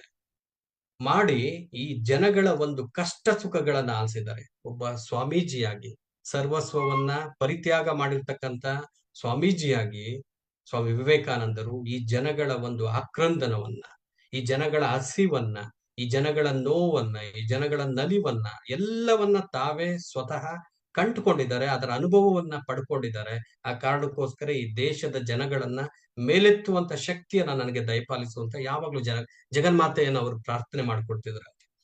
ನಾವೆಲ್ಲರೂ ಏನ್ ಪ್ರಾರ್ಥನೆ ಮಾಡ್ಕೊಳ್ತೇವೆ? ನಾನೊಬ್ಬ ಚೆನ್ನಾಗಿದ್ರೆ ಸಾಕಪ್ಪ, ಇನ್ನೇನು. ಈ ರೀತಿಯ ಮನಸ್ಥಿತಿ ಇದೆ. ಅದರಲ್ಲೂ ಇವತ್ತಿನ ಯುವಕರಿಗೆ ಇದು ಒಂದು ಪರಿಪಾಠವಾಗ್ಬೇಕು. ನಮಗಾಗಿ ಕೇಳ್ಕೋಬೇಕು. ಅದರ ಜೊತೆಗೆ ನಮ್ಮೊಂದಿಗೆ ಇರುವವರಿಗೆ, ಈ ರಾಷ್ಟ್ರಕ್ಕೆ ಒಂದು ರೀತಿಯ ಚಿಂತನೆಯನ್ನ ನಾವು ಮೀಸಲಿಡಬೇಕು. ಇದು ನಿಜವಾಗ್ಲೂ ಬಹಳ ಅತ್ಯುತ್ತಮವಾದಂತ ಒಂದು ಅಂಶ ಸ್ವಾಮೀಜಿಯವರ ಜೀವನದಿಂದ ನಾವು ಪಡೆದುಕೊಳ್ಳುವಂಥದ್ದು. ನಮ್ಮ ಸಮಯದ ಕೆಲವೊಂದು ಕ್ಷಣಗಳನ್ನ ಈ ರಾಷ್ಟ್ರಕ್ಕಾಗಿ, ನಮ್ಮ ನೆರೆ ಹೊರೆಯವರಿಗಾಗಿ ಅಂತ ಒಂದು ಸಮನ್ವಯತೆ, ಅಂತ ಒಂದು ಒಪ್ಪಿಕೊಳ್ತಕ್ಕಂತ ಒಂದು ಗುಣ, ಇವುಗಳನ್ನೆಲ್ಲ ನಾವು ಬೆಳೆಸ್ಕೊಂಡಾಗ ಈ ರಾಷ್ಟ್ರವನ್ನ ಒಂದು ಸಮೃದ್ಧ ರಾಷ್ಟ್ರವನ್ನಾಗಿ ಮಾಡ್ಬೇಕು ಅಂತಕ್ಕಂಥ ಕನಸನ್ನ ಸ್ವಾಮೀಜಿಯವರು ಹೊಂದಿದ್ರು. ಅದಕ್ಕೋಸ್ಕರ ಯುವಕರಿಗೆ ಸದೃಢವಾದ ದೇಹವನ್ನ ಹೊಂದಬೇಕು ಅಂತಕ್ಕಂಥ ಮಾತನ್ನ ಅವ್ರು ಯಾವಾಗ್ಲೂ ಹೇಳ್ತಾ ಇದ್ರು. ಸದೃಢತೆ, ಸ್ಟ್ರೆಂತ್ ಇದು ಬರಬೇಕು ಅಂತಕ್ಕಂಥ ಮಾತನ್ನ ಹೇಳ್ತಾ ಇದ್ರು. ಅದಕ್ಕೆ ಅವರ ಒಂದು ಮಾತನ್ನ ನಾನೇನಾದ್ರೂ ನಿಮ್ಗೆ ಉಲ್ಲೇಖ ಮಾಡ್ಬೇಕು ಅಂತಂದ್ರೆ, ಅವ್ರು ಹೇಳ್ತಾರೆ, ಏನಾದ್ರೂ ಸ್ವರ್ಗಕ್ಕೆ ನೀನೇನಾದ್ರೂ ಹೋಗ್ಬೇಕು ಅಂತಂದ್ರೆ, ಯುವಕರಿಗೆ ಅವ್ರು ಕೊಟ್ಟಂತ ಒಂದು ಅದ್ಭುತವಾದಂತ ಕರೆ, ಸ್ವರ್ಗಕ್ಕೆ ಏನಾದ್ರೂ ನೀನ್ ಹತ್ತಿರ ಆಗ್ಬೇಕು ಅಂತಂದ್ರೆ ನೀನ್ ಧ್ಯಾನ ಮಾಡೋದ್ರಿಂದ, ಭಗವದ್ಗೀತೆಯನ್ನ ಓದೋದ್ರಿಂದ ನೀನ್ ಯಾವತ್ತೂ ಸ್ವರ್ಗಕ್ಕೆ ಹತ್ತಿರ ಆಗೋದಿಲ್ಲ. ಹೋಗು ಫುಟ್ಬಾಲ್ ಆಡು, ಫುಟ್ಬಾಲ್ ಗ್ರೌಂಡ್ ಅಲ್ಲಿ, ಯಾವಾಗ ನೀನ್ ಸ್ವರ್ಗಕ್ಕೆ ಹೋಗ್ತೀಯ ಅಂತಕ್ಕಂಥ ಮಾತನ್ನ. If you want to nearer to the heaven, don't read Bhagavad Gita but go and play football ಅಂತಕ್ಕಂಥ ಮಾತನ್ನ ಸ್ವಾಮೀಜಿ ಅವರು ಹೇಳಿದ್ದಾರೆ. ಅಂದ್ರೆ ದೇಹವನ್ನ ಸರಿಯಾದ ರೀತಿನಲ್ಲಿ ನಾವು ಇಟ್ಕೋಬೇಕು, ಒಳ್ಳೆ ದೇಹ ದಾಢ್ಯತೆಯನ್ನ ನಾವು ಹೊಂದಬೇಕು ಅಂತಕ್ಕಂಥ ಮಾತನ್ನ ಸ್ವಾಮೀಜಿಯವರು ಯಾವಾಗ್ಲೂ ಹೇಳ್ತಾ ಇದ್ರು. ಇದು ನಿಜವಾಗ್ಲೂ ನಮ್ಗೊಂದು ರೀತಿಯ ಪ್ರೇರಣೆ. ಅವರು ಅಷ್ಟೇ, ಅವರ ಬದುಕಿನ ಉದ್ದಕ್ಕೂ ಅವರ ದೇಹವನ್ನ ಒಂದು ಸಾಧನವಾಗಿ ಅವರು ಬಳಸ್ತಂಥದ್ದು, ಒಂದು ರೀತಿಯ ಸಾಧನವಾಗಿ ಬಳಸಿ ಅವರು ಅನೇಕ ಸಾಧನೆಗಳನ್ನ ನಮ್ಮೆಲ್ಲರಿಗೂ ಬಿಟ್ಟು ಹೋಗಿರುವಂತದ್ದು ನಿಜವಾಗ್ಲೂ ನಾವೆಲ್ಲರೂ ಅರ್ಥಕೋಬೇಕಾದಂತ ಅತ್ಯಂತ ಪ್ರಮುಖವಾದಂತ ಒಂದು ವಿಚಾರ. ದೇಹವನ್ನ ಒಂದು ಸಾಧನವಾಗಿ ಬಳಸಬೇಕು. ಆ ಸಾಧನವಾಗಿ ಬಳಸಿ ಆ ಮೂಲಕ ದೇಶಕ್ಕಾಗಿ ಉತ್ತಮವಾದಂತದ್ದನ್ನ ನಾವೇನ್ ಮಾಡ್ಬೇಕು, ಮಾಡಿಕೊಡ್ಬೇಕು ಅಂತಕ್ಕಂಥ ಮಾತು ಸ್ವಾಮೀಜಿಯವರು. ಅದಕ್ಕೆ ಅವ್ರು ಹೇಳ್ತಾರೆ, great things can be done only by great sacrifices. ಯಾವುದೇ ಒಂದು ಉತ್ಕೃಷ್ಟವಾದಂತ ಒಂದು ಸಾಧನೆ ಇದೆ ಅಂತಂದ್ರೆ, ಯಾವುದೇ ಒಂದು ಮಹಾನ್ ಕಾರ್ಯ ಇದೆ ಅಂತಂದ್ರೆ, ಆ ಮಹಾನ್ ಕಾರ್ಯದ ಹಿಂದೆ ಒಂದು ಮಹಾನ್ ತ್ಯಾಗ ಇದೆ. ಅದಕ್ಕೆ ಸ್ವಾಮೀಜಿಯವರ ಬದುಕು ಅತ್ಯಂತ ಒಪ್ಪುವಂತ ಬದುಕು. ಎಷ್ಟು ಅದ್ಭುತವಾಗಿದೆ. ಒಳ್ಳೆ ಸಾಧನೆಯನ್ನ ಮಾಡಬೇಕು ಅಂತಂದ್ರೆ ಒಂದು ತ್ಯಾಗ ಇದೆ. ಏನೆಲ್ಲ ಜಗತ್ತಿನಲ್ಲಿ ಸಾಧನೆಗಳಿದೆ, ಏನೆಲ್ಲ ಸಾಧಕರು ಸಾಧನೆಗಳನ್ನ ಮಾಡಿದ್ದಾರೆ, ಅವ್ಯಾವುದು ಸುಲಭವಾಗಿ ದಕ್ಕಿದ್ದಲ್ಲ. ಅವರು ತಮ್ಮ ತನು, ಮನ, ಧನ ಎಲ್ಲವನ್ನ ಅದಕ್ಕೆ ಅರ್ಪಿಸಿ, ತಮ್ಮನ್ನು ತಾವು ಅದಕ್ಕೆ ಅರ್ಪಿಸ್ಕೊಂಡು ಅಂತ ಒಂದು ಸಾಧನೆಗಳನ್ನ ಮಾಡಿರುವಂತದ್ದು. ಇದು ಸ್ವಾಮೀಜಿಯವರಿಂದ ನಾವೇನ್ ಮಾಡೋದು, ಗ್ರಹಿಸ್ತಕ್ಕಂತ ಒಂದು ಅತ್ಯಂತ ಮುಖ್ಯವಾದ ವಿಚಾರ ಅಂತ ನಾನಾದ್ರೂ ಭಾವಿಸ್ತೇನೆ. ಆ ಕಾರಣಕ್ಕೋಸ್ಕರ ನಾವು ಸದೃಢರಾಗ್ಬೇಕು, ಒಳ್ಳೆಯ ಮನಸ್ಥಿತಿಯನ್ನ ನಾವು ಹೊಂದಬೇಕು, ಒಳ್ಳೆಯ ಸಾಧನೆಗಳನ್ನ ಮಾಡುವಲ್ಲಿ ನಾವು ಗಮನವನ್ನ ಹರಿಸ್ಬೇಕು. ಇದು ಸ್ವಾಮೀಜಿಯವರ ಕನಸು. ಯುವಕರಿಗೆ ಅವರು ಅದನ್ನೇ ಕೊಟ್ಟಂತದ್ದು, ಒಳ್ಳೆ ಸಾಧನೆಗಳನ್ನ ಮಾಡ್ಬೇಕು. ಅದೇ ರೀತಿ ಅವರು ಮಾಡಿ ತೋರಿಸ್ತಂಥದ್ದು. ಅದಕ್ಕೆ ನನಗೊಂದು ಮಾತು ನೆನಪಾಗುತ್ತೆ. ಅವರ ಜೀವನ ಚರಿತ್ರೆಯನ್ನ ನಾವು ಓದುವಂತ ಸಂದರ್ಭದಲ್ಲಿ, ರಾಮಕೃಷ್ಣ ಪರಮಹಂಸರ ಶಿಷ್ಯರಾದ ನಂತರ ರಾಮಕೃಷ್ಣ ಪರಮಹಂಸರು ಕೇಳ್ತಾರಂತೆ, ಏನ್ ಬೇಕು ನಿನ್ಗೆ, ಯಾಕೆ ನನ್ನ ಹತ್ರ ಈಗ ಶಿಷ್ಯನಾಗಿದೆ, ಏನ್ ಬೇಕು ಅಂತ. ಅವಾಗ ಸ್ವಾಮಿ ವಿವೇಕಾನಂದರು, ನನಗೆ ಮೋಕ್ಷ ಬೇಕು ಅಂದ್ರಂತೆ. ಮೊದಲು ಮೋಕ್ಷ. ಅದಕ್ಕೆ ನೋಡಿ, ಒಳ್ಳೆಯ ಗುರುವಿನ ಸಾಂಗತ್ಯ ಇತ್ತು ಅಂತಂದ್ರೆ ಒಬ್ಬ ಸಾಮಾನ್ಯ ನರೇಂದ್ರ ದತ್ತ ಹೇಗೆ ವಿವೇಕಾನಂದ ಆದ ಅನ್ನೋದಕ್ಕೆ ಇದು ಒಂದು ನಿಜವಾದಂತ ಒಂದು ಪ್ರೇರಣೆಯ ಒಂದು ಅಂಶ. ಆಗ ರಾಮಕೃಷ್ಣ ಪರಮಹಂಸರು ಹೇಳಿದ್ರಂತೆ, ನಿನ್ನ ಜನನ ಆಗಿರ್ತಕ್ಕಂಥದ್ದು ನೀನೊಬ್ಬನೇ ಮೋಕ್ಷವನ್ನು ಪಡೆದು ನೀನೊಬ್ಬನ ಜೀವನವನ್ನ ಸಾರ್ಥಕ ಪಡಿಸೋದಿಕ್ಕಲ್ಲ. ನೋಡು, ದೇಶದ ರಾಷ್ಟ್ರದ ಜನಗಳ ಪರಿಸ್ಥಿತಿಯನ್ನ ನೋಡು, ಎಲ್ಲರನ್ನ ಮೇಲೆತ್ತುವಂತ ಒಂದು ಮಹತ್ ಕಾರ್ಯಕ್ಕೆ ನಿನ್ನ ಜನನ ಅಂತಕ್ಕಂಥದ್ದಾಗಿರೋದು. ಇದನ್ನ ಯಾವತ್ತೂ ನೀನು ಯೋಚನೆ ಮಾಡಬಾರ್ದು ಅಂತ ಹೇಳ್ತಾರೆ. ಗುರುಗಳ ಮಾತನ್ನ ತಮ್ಮ ಜೀವಿತದ ಕೊನೆ ಕ್ಷಣದವರೆಗೂ ಅವರು ಪರಿಪಾಲನೆ ಮಾಡಿದಂಥದ್ದು ಇದೆಷ್ಟು ಜನಕ್ಕಿದೆ. ಗುರುಗಳ ಮಾತನ್ನ ಪರಿಪಾಲನೆ ಮಾಡ್ತಕ್ಕಂಥ ಯುವಶಕ್ತಿ, ಯುವ ಜನತೆ ಇವತ್ತು ಎಲ್ಲಿದೆ? ಇದು ಬರಬೇಕು, ಇದನ್ನ ನಾವು ಕಲಿಬೇಕು. ಯಾವುದೇ ಒಂದು ಸಾಧನೆ ಅಂತಂದ್ರೆ ಗುರುವಿನ ಒಂದು ದಿಗ್ದರ್ಶನ ಇರಬೇಕು. ಗುರುವಿಲ್ಲದೆ ಯಾವ ಸಾಧನೆಯೂ ಸಾಧ್ಯವಿಲ್ಲ. ನಮಗೆ ಎಷ್ಟೇ ಒಂದು ಸಾಮರ್ಥ್ಯಗಳಿರ್ಲಿ, ನಮ್ಗೆ ಎಷ್ಟೇ ಒಂದು ಶಕ್ತಿಗಳಿರ್ಲಿ, ಗುರುವಿನ ಮಾರ್ಗದರ್ಶನ ಅಂತಕ್ಕಂಥದ್ದು ಅತ್ಯವಶ್ಯಕವಾಗಿ ಬೇಕು. ಅದು ಸ್ವಾಮಿ ವಿವೇಕಾನಂದರಿಗೆ ಸಿಕ್ಕಿತ್ತು. ರಾಮಕೃಷ್ಣ ಪರಮಹಂಸರಂತ ಒಬ್ಬ ಮಹಾನ್ ಗುರುವಿನ ದಿಗ್ದರ್ಶನ ಸ್ವಾಮಿ ವಿವೇಕಾನಂದರಿಗೆ ಸಿಕ್ಕಿತ್ತು. ಆ ಕಾರಣದಿಂದ, ಆ ಒಂದು ಆತ್ಮಬಲದಿಂದ ಅವರು ಅದ್ಭುತಗಳನ್ನ ಏನ್ ಮಾಡದಂಥದ್ದು, ಸಾಧನೆ ಮಾಡದಂಥದ್ದು. ಅದಕ್ಕೆ ವಿವೇಕಾನಂದರು ಹೇಳ್ತಾರೆ ಯುವ ಜನತೆಗೆ, ಈ ದೇಶದಲ್ಲಿ, ಭಾರತ ದೇಶ ಅಂತಂದ್ರೆ ಅದು ಮೌಲ್ಯಗಳನ್ನ ಹೊಂದಿರ್ತಕ್ಕಂಥ ದೇಶ. ನಮ್ಮ ಸನಾತನ ಸಂಸ್ಕೃತಿಯಲ್ಲಿ ಅನೇಕ ಮೌಲ್ಯಗಳನ್ನ ನಾವು ನೋಡ್ಬೋದು. ಸ್ವಾಮೀಜಿಯವರು ಹೇಳಿದ ಹಾಗೆ ತ್ಯಾಗ ಮತ್ತು ಸೇವೆ ಈ ರಾಷ್ಟ್ರದ ಬಹುದೊಡ್ಡ ಮೌಲ್ಯಗಳು. ಎಷ್ಟು ಒಳ್ಳೆ ಮಾತು. Service and renunciation, these are the two greatest values advocated by Swami Vivekananda.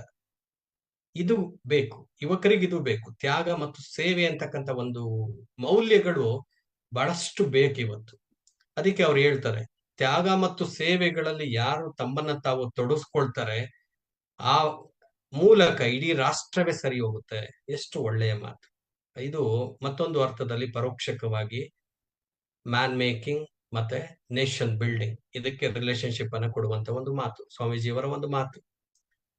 ತ್ಯಾಗ ಮತ್ತು ಸೇವೆಗಳಲ್ಲಿ ನಮ್ಮನ್ನ ನಾವು ತೊಡಗಿಸ್ಕೊಂಡ್ರೆ ನಮ್ಮ ಉನ್ನತಿಯ ಜೊತೆಗೆ ರಾಷ್ಟ್ರದ ಉನ್ನತಿ ಅಂತಕ್ಕಂಥದ್ದಾಗುತ್ತೆ. ಇದು ಬರಬೇಕು, ಆ ರಿನೌನ್ಸಿಯೇಷನ್ ಬರಬೇಕು, ಆ ಸರ್ವಿಸ್ ಓರಿಯೆಂಟೆಡ್ ಮೈಂಡ್ ಅನ್ನ ನಾವು ಬೆಳೆಸ್ಕೋಬೇಕು. ಅಂತ ವ್ಯಕ್ತಿತ್ವ ಅಂತಕ್ಕಂಥದ್ದು ನಮ್ಗಾಗ್ಬೇಕು.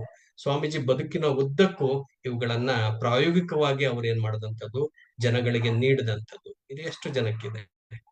ಎಷ್ಟು ಜನ ಸನ್ಯಾಸಿಗಳು ಸ್ವಾಮಿ ವಿವೇಕಾನಂದರ ರೀತಿ ಒಬ್ಬ ಸಾಮಾನ್ಯ ಮನುಷ್ಯನನ್ನು ಮೇಲೆತ್ತುವಂತ, ಒಬ್ಬ ಸಾಮಾನ್ಯ ಮನುಷ್ಯನಿಗೂ ಒಂದು ಮೋಕ್ಷದ ದಾರಿಯನ್ನ ತೋರಿಸುವಂತ ಅಂಶವನ್ನ ಯಾರು ಕೊಟ್ಟಿದ್ದಾರೆ ನಮ್ಗೆ? ಇಲ್ಲ. ಅದು ಅಂತ ಶ್ರೇಯಸ್ಸು ಏನಾದ್ರೂ ಸಲ್ಲಬೇಕು ಅಂತಂದ್ರೆ ಅದು ಸ್ವಾಮಿ ವಿವೇಕಾನಂದರಿಗೆ ಮಾತ್ರ ಸಲ್ಲಬೇಕು. ಈ ಕಾರಣದಿಂದ ಅವರು ನಮ್ಗೆ ಆದರ್ಶವಾಗ್ತಾರೆ. ಈ ಕಾರಣದಿಂದ ಅವರಿಂದ ನಮಗೆ ಪ್ರೇರಣೆ ಅಂತಕ್ಕಂಥದ್ದು ದೊರೆಯುತ್ತೆ. ಅದೇ ರೀತಿ ಸ್ವಾಮಿ ವಿವೇಕಾನಂದರಿಗೆ ಅಂದಿನ ದಿನಗಳಲ್ಲಿ ಭಾರತದ ಪರಿಸ್ಥಿತಿಯನ್ನ ಕಂಡು ಅವರು ಮಮ್ಮಲ್ಲ ಮರಗಿದ್ರು, ಎಷ್ಟೋ ಸರಿ ಹತ್ತಿದ್ರು. ದೇಶದ ಪರಿಸ್ಥಿತಿಯನ್ನ ಕಂಡು ಎಷ್ಟು ಜನಕ್ಕಿಂತ ಒಂದು ಮನಸ್ಥಿತಿ ಇದೆ, ದೇಶವನ್ನ ನೆನಪಿಸಿಕೊಂಡು ಅಳುವಂತ ಒಂದು ಪರಿಸ್ಥಿತಿಯಲ್ಲಿ ಎಷ್ಟು ಜನ ಇವತ್ತು ಈ ದೇಶದಲ್ಲಿದ್ದಾರೆ. ಇದು ನಮಗೆ ಪ್ರೇರಣೆ ಆಗ್ಬೇಕು. ಹಾಗೆಯೇ ಅವ್ರು ಹೇಳ್ತಾರೆ ಸ್ವಾಮೀಜಿ ಅವರು, ಭಾರತದ ಧೂಳೇನಿದೆ ಅದೇ ನನಗೆ ಒಂದು ಸರ್ವೋಚ್ಚ ದೇವಲೋಕ ಇದ್ದಂಗೆ. ಭಾರತದ ಧೂಳೇನಿದೆ, ಭಾರತದ ಕಣಕಣವು ನನಗೆ ಪವಿತ್ರ. ಎಂತ ರಾಷ್ಟ್ರಭಕ್ತಿ ಇದು ಇವತ್ತು ನಮ್ಗೆ ಪ್ರೇರಣೆ ತರುವಂತದ್ದು. ಅಂದ್ರೆ ಭಾರತದ ಬಗ್ಗೆ ಅತೀವಾದಂತ ಪ್ರೀತಿಯನ್ನ ಸ್ವಾಮೀಜಿ ಅವರು ಹೊಂದಿದ್ದಂಥದ್ದು. ಅದಕ್ಕೆ ಹೇಳ್ತಾರೆ ಸ್ವಾಮೀಜಿ ಅವ್ರಿಗೆ, ಸ್ವಾಮಿ ವಿವೇಕಾನಂದರು ಅಂತಂದ್ರೆ ಪೇಟ್ರಿಯಾಟ್ಸ್ ಆಫ್ ದಿ ಪೇಟ್ರಿಯಾಟ್ಸ್. ದೇಶಭಕ್ತರಿಗೆಲ್ಲ ದೇಶಭಕ್ತರು ಯಾರಾದ್ರೂ ಇದಾರೆ ಅಂತಂದ್ರೆ ಅದು ಸ್ವಾಮಿ ವಿವೇಕಾನಂದ. ಭಾರತದ ಹಿತವೇ ನನ್ನ ಹಿತ, ಎಷ್ಟು ಒಳ್ಳೆ ಮಾತು. ಭಾರತದ ಹಿತವೇ ನನ್ನ ಹಿತ, ಭಾರತವೇ ನನ್ನ ದೇವಲೋಕ, ಭಾರತದ ಕಣಕಣವು ನನಗೆ ಸರ್ವೋಚ್ಚ, ಪರಮೋಚ್ಚ, ಪವಿತ್ರವಾದಂತ ಒಂದು ಅಂಶ ಅಂತಕ್ಕಂಥ ಮಾತನ್ನ ಸ್ವಾಮಿ ವಿವೇಕಾನಂದರು ಹೇಳಿರುವಂತದ್ದು. ಈ ರೀತಿ ಅವರು ನಮಗೆ ಏನ್ ಮಾಡಿದಂಥದ್ದು, ಪ್ರೇರಣೆಯನ್ನ ಕೊಟ್ಟಿರ್ತಕ್ಕಂಥದ್ದು. ಹಾಗೆಯೇ ಅವರು 1893ರಲ್ಲಿ ಚಿಕಾಗೋ ವಿಶ್ವ ಧರ್ಮ ಸಮ್ಮೇಳನದಲ್ಲಿ ಭಾಗವಹಿಸಿ ಭಾರತದ ಬಗ್ಗೆ ಹಲವಾರು ವಿಚಾರಗಳನ್ನ ಅವರು ಇಡೀ ಜಗತ್ತಿಗೆ ತೆರೆದಿಟ್ಟಂಥದ್ದು. ಅಂತ ಒಂದು ಧೈರ್ಯವನ್ನು ಯಾರು ಮಾಡಿರ್ಲಿಲ್ಲ. ವಿವೇಕಾನಂದರಿಗೆ ಅಂದಿನ ದಿನಮಾನಗಳಲ್ಲಿ ಚಿಕಾಗೋ ವಿಶ್ವ ಧರ್ಮ ಸಮ್ಮೇಳನದಲ್ಲಿ ಪಾಲ್ಗೊಳ್ಳೋದಿಕ್ಕೆ ಅವಕಾಶಗಳಿರ್ಲಿಲ್ಲ. ಅವಕಾಶಗಳು ಅಂತಂದ್ರೆ ಹಣಕಾಸಿನ ಸಮಸ್ಯೆ. ಒಬ್ಬ ಸನ್ಯಾಸಿಯಾಗಿ ಯಾವ ದುಡ್ಡು ಇಲ್ಲ, ಯಾವ ಹಣವೂ ಇಲ್ಲ. ಆದ್ರೂ ಶ್ರೀ ರಾಮಕೃಷ್ಣ ಪರಮಹಂಸರ ಕೃಪಾ ಕಟಾಕ್ಷದಿಂದ, ಆ ಒಂದು ದೈವತ್ವದ ಅಪೇಕ್ಷೆಯಿಂದ ಅವರು ಎಲ್ಲ ಕಷ್ಟ ಕಾರ್ಪಣ್ಯಗಳನ್ನ ಮೆಟ್ಟಿ ನಿಂತು ಅವ್ರು ಏನ್ ಮಾಡ್ತಾರೆ, ಚಿಕಾಗೋ ನಗರಕ್ಕೆ ಹೋಗಿ ವಿಶ್ವ ಧರ್ಮ ಸಮ್ಮೇಳನದಲ್ಲಿ ಭಾಗವಹಿಸಿ ಭಾರತದ ಘನತೆಯನ್ನು ಮತ್ತೊಮ್ಮೆ ಅವ್ರು ಏನ್ ಮಾಡ್ತಾರೆ, ಬಹು ಎತ್ತರಕ್ಕೆ ಕೊಂಡೊಯ್ತಾರೆ. ಇದು ನಿಜವಾಗ್ಲೂ ನಾವು ಗಮನಿಸಬೇಕಾದಂತ ಅಂಶ. ಇವತ್ತು ಯುವ ಶಕ್ತಿ, ಯುವ ಜನತೆ ಏನೆಲ್ಲ ಇದ್ದೇವೆ, ಸ್ವಾಮೀಜಿಯವರ ಪ್ರತಿಯೊಂದು ಕಾರ್ಯವು ಹೇಗೆ ನಮ್ಗೆ ಪ್ರೇರಣಾದಾಯಕ, ಯಾವ ಒಂದು ಇನ್ಸ್ಪಿರೇಷನ್ ಅನ್ನ ನಾವು ಅವರಿಂದ ಪಡ್ಕೋಬಹುದು ಅನ್ನೋದಕ್ಕೆ ಅವರ ಜೀವಿತದ ಪ್ರತಿಯೊಂದು ಕ್ಷಣವು ನಮ್ಗೆ ಅದ್ಭುತವಾದಂತ ಅಧ್ಯಾಯಗಳು ಅಂತಂದ್ರೆ ಅದು ಅತಿಶೋಕ್ತಿ ಅಲ್ಲ. ಭಾರತದ ಬಗ್ಗೆ ಅವರು ಆಡಿದಂತ ಮಾತುಗಳು, ವಿದೇಶದ ನೆಲದಲ್ಲಿ ಎಂತ ಒಳ್ಳೆ ಮಾತುಗಳು. ಅವರು ತಮ್ಮ ಭಾಷಣವನ್ನ ಶುರು ಮಾಡಿದಂತ ಒಂದು ರೀತಿ, dear sisters and brothers of America, ಎಂತ ಒಳ್ಳೆ ಮಾತು. ಅದುವರೆಗೂ ಅಮೆರಿಕಾದ ಜನಗಳನ್ನ ಬ್ರದರ್ ಸಿಸ್ಟರ್ ಅಂತ ಯಾರು ಕರೆದಿರ್ಲಿಲ್ಲ, ಲೇಡೀಸ್ ಅಂಡ್ ಜೆಂಟ್ಲ್ಮನ್ ಅಂತ ಸಂಬೋಧನೆ ಮಾಡ್ತಾ ಇದ್ರು. ಆದ್ರೆ ಅಂತ ಒಂದು ಮಾತನಾಡದಂತ ಶ್ರೇಯಸ್ ಸ್ವಾಮಿ ವಿವೇಕಾನಂದರಿಗೆ ಸಲ್ಬೇಕು. ಅದು ಭಾರತದ ಸಂಸ್ಕೃತಿಯನ್ನ ತೋರಿಸ್ತಂಥದ್ದು, ಭಾರತದ ಸಂಸ್ಕೃತಿಯನ್ನ ಇಡೀ ಜಗತ್ತಿಗೆ ಪರಿಚಯ ಮಾಡ್ತಂಥದ್ದು, ಭಾರತದ ಹಿಂದುತ್ವದ ಅತ್ಯುತ್ತಮ ಅಂಶಗಳನ್ನ ಇಡೀ ಜಗತ್ತಿಗೆ ತರೆದಿಟ್ಟಂತದ್ದು ಸ್ವಾಮಿ ವಿವೇಕಾನಂದರು.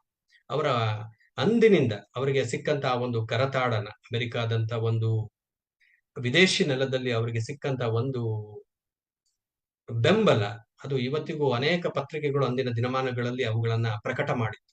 ಅಮೆರಿಕದ ಖ್ಯಾತ ಪತ್ರಿಕೆಗಳು ಸ್ವಾಮಿ ವಿವೇಕಾನಂದರ ಬಗ್ಗೆ ಬರೆದಿದ್ದಂಥದ್ದು. ಅಂದಿನವರೆಗೆ ಅವರು ಅಲ್ಲಿ ಚಿಕಾಗೋ ವಿಶ್ವ ಧರ್ಮ ಸಮ್ಮೇಳನದಲ್ಲಿ ಮಾತನಾಡೋದಕ್ಕಿಂತ ಪೂರ್ವದಲ್ಲಿ ಭಾರತದ ಬಗ್ಗೆ ವಿದೇಶಿಯರಿಗೆ ಒಂದ್ ರೀತಿಯ ಬೇರೆ ಕಲ್ಪನೆಗಳೇ ಇತ್ತು. ಆ ರೀತಿ ಭಾರತದ ಇತಿಹಾಸವನ್ನ ತಿರುಚಿ ವಿದೇಶಿಯರಿಗೆ ನೀಡಲಾಗಿತ್ತು. ಭಾರತ ಅಂತಂದ್ರೆ ಅದೊಂದು ದಟ್ಟ ಕಾಡುಗಳುಳ್ಳ ದೇಶ, ದಟ್ಟ ದರಿದ್ರವನ್ನ ಹೊಂದಿರ್ತಕ್ಕಂಥ ಒಂದು ದೇಶ. ಅಲ್ಲಿ ಬಡವರಿದ್ದಾರೆ, ಅವ್ರಿಗೆ ತಿನ್ನೋದಕ್ಕೆ ಊಟ ಇಲ್ಲ, ವಾಸ ಮಾಡೋದಕ್ಕೆ ಸರಿಯಾದಂತ ಮನೆ ಇಲ್ಲ. ಆಮೇಲೆ ಅವಾಡಿಗರ ದೇಶ, ಅವುಗಳನ್ನ ಆಡಿಸ್ತಕ್ಕಂಥವ್ರು ಭಾರತೀಯರು, ಅವ್ರಿಗೆ ಸಂಸ್ಕೃತಿ ಗೊತ್ತಿಲ್ಲ. ಇಂಥ ಎಲ್ಲ ಅಂಶಗಳು ವಿದೇಶಿಯರ ಮನಸ್ಸಿನಲ್ಲಿ ಇದ್ದಂಥದ್ದು.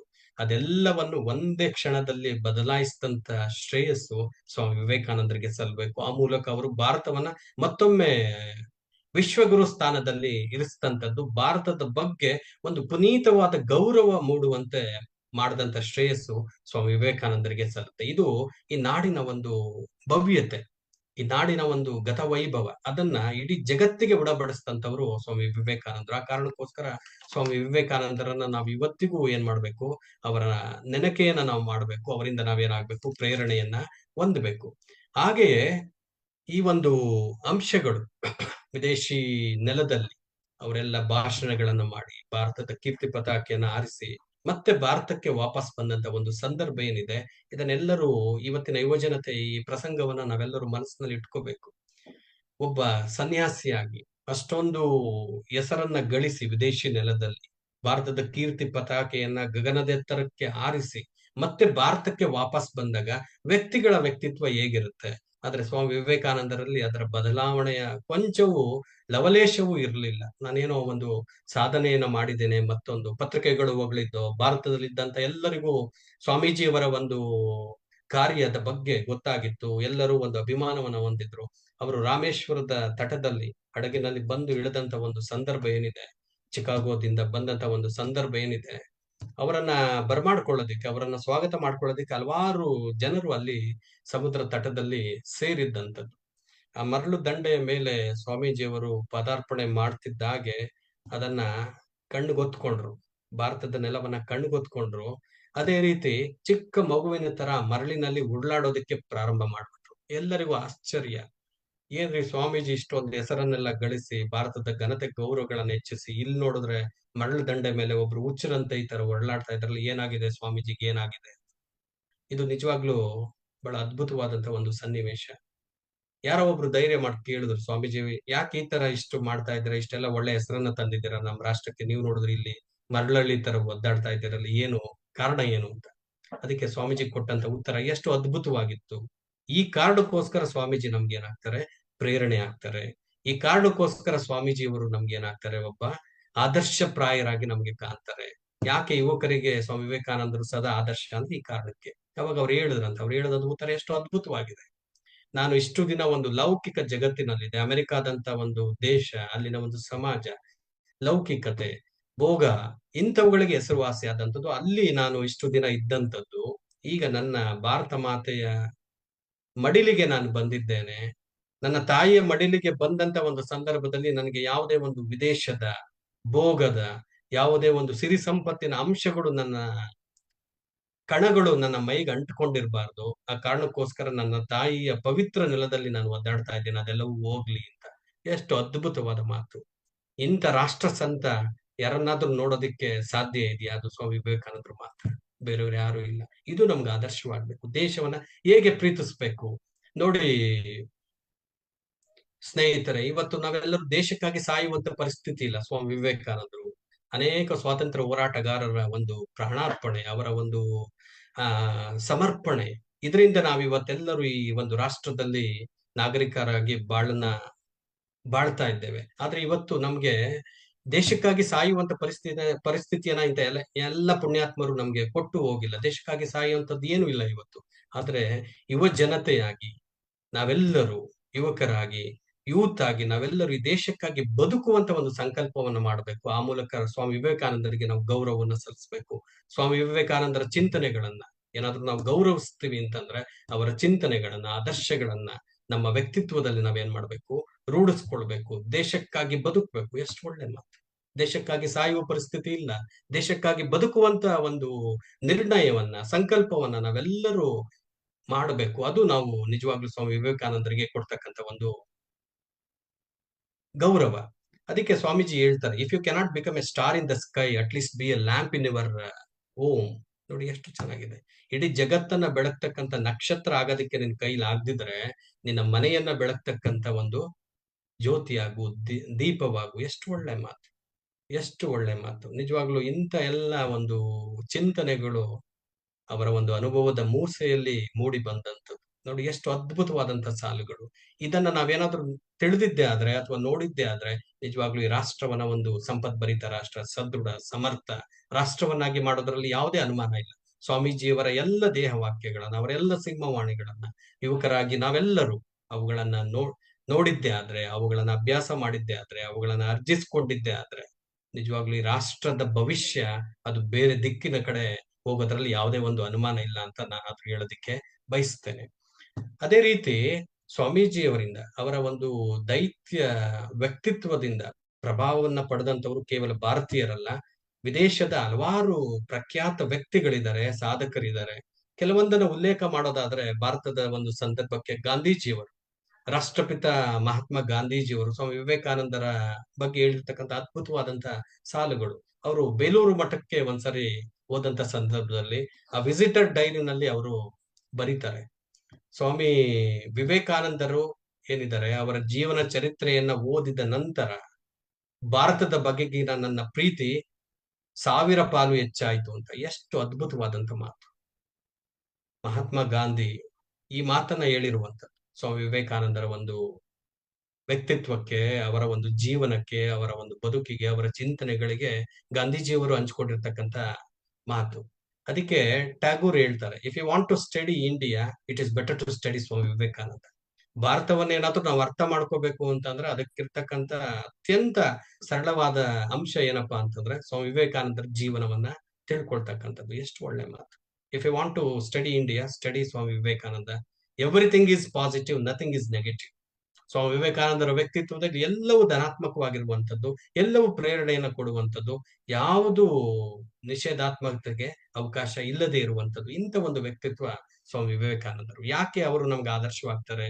ಯಾಕೆ ವ್ಯಕ್ತಿಗಳಿಗೆ ನಿರಂತರವಾಗಿ, ಅವಿಚ್ಛಿನ್ನವಾಗಿ ಅವರು ನಮ್ಗೆ ಆದರ್ಶಪ್ರಾಯವಾಗಿ ಕಂಡು ಬರ್ತಾರೆ ಅಂತಂದ್ರೆ ಈ ಕಾರಣಕ್ಕೋಸ್ಕರ. ಅವರ ವ್ಯಕ್ತಿತ್ವದ ಯಾವುದೇ ಆಯಾಮದಲ್ಲಿ ಸ್ವಾಮಿ ವಿವೇಕಾನಂದರನ್ನು ನಾವು ಅರ್ಥ ಮಾಡ್ಕೊಂಡ್ರು ಈ ಎಲ್ಲ ಉತ್ತಮ ಅಂಶಗಳು ನಮ್ಮ ಅರಿವಿಗೆ ಬರುತ್ತೆ. ಸ್ವಾಮಿ ವಿವೇಕಾನಂದರನ್ನು ಒಬ್ಬ ಶಿಕ್ಷಣ ತಜ್ಞನಾಗಿ ನಾವು ನೋಡೋದಾದ್ರೆ ಅವರ ಶಿಕ್ಷಣ ದಾರಿ ಎಷ್ಟು ಅತ್ಯುತ್ತಮವಾಗಿದೆ. ಅವರನ್ನ ಒಬ್ಬ ಮಹಾನ್ ತತ್ವಶಾಸ್ತ್ರಜ್ಞನಾಗಿ ನೋಡುವುದಾದ್ರೆ ಅವರ ತಾತ್ವಿಕ ಚಿಂತನೆಗಳು ಎಷ್ಟರ ಮಟ್ಟಿಗಿದೆ. ಸ್ವಾಮಿ ವಿವೇಕಾನಂದರನ್ನ ಒಬ್ಬ ಉತ್ಕೃಷ್ಟ ಸ್ವಾತಂತ್ರ್ಯ ಹೋರಾಟಗಾರರನ್ನಾಗಿ ನೋಡೋದಾದ್ರೆ ಅವರ ಪ್ರೇರಣೆ ಎಂತದು ನಮ್ಗೆ ಅರ್ಥ ಆಗುತ್ತೆ.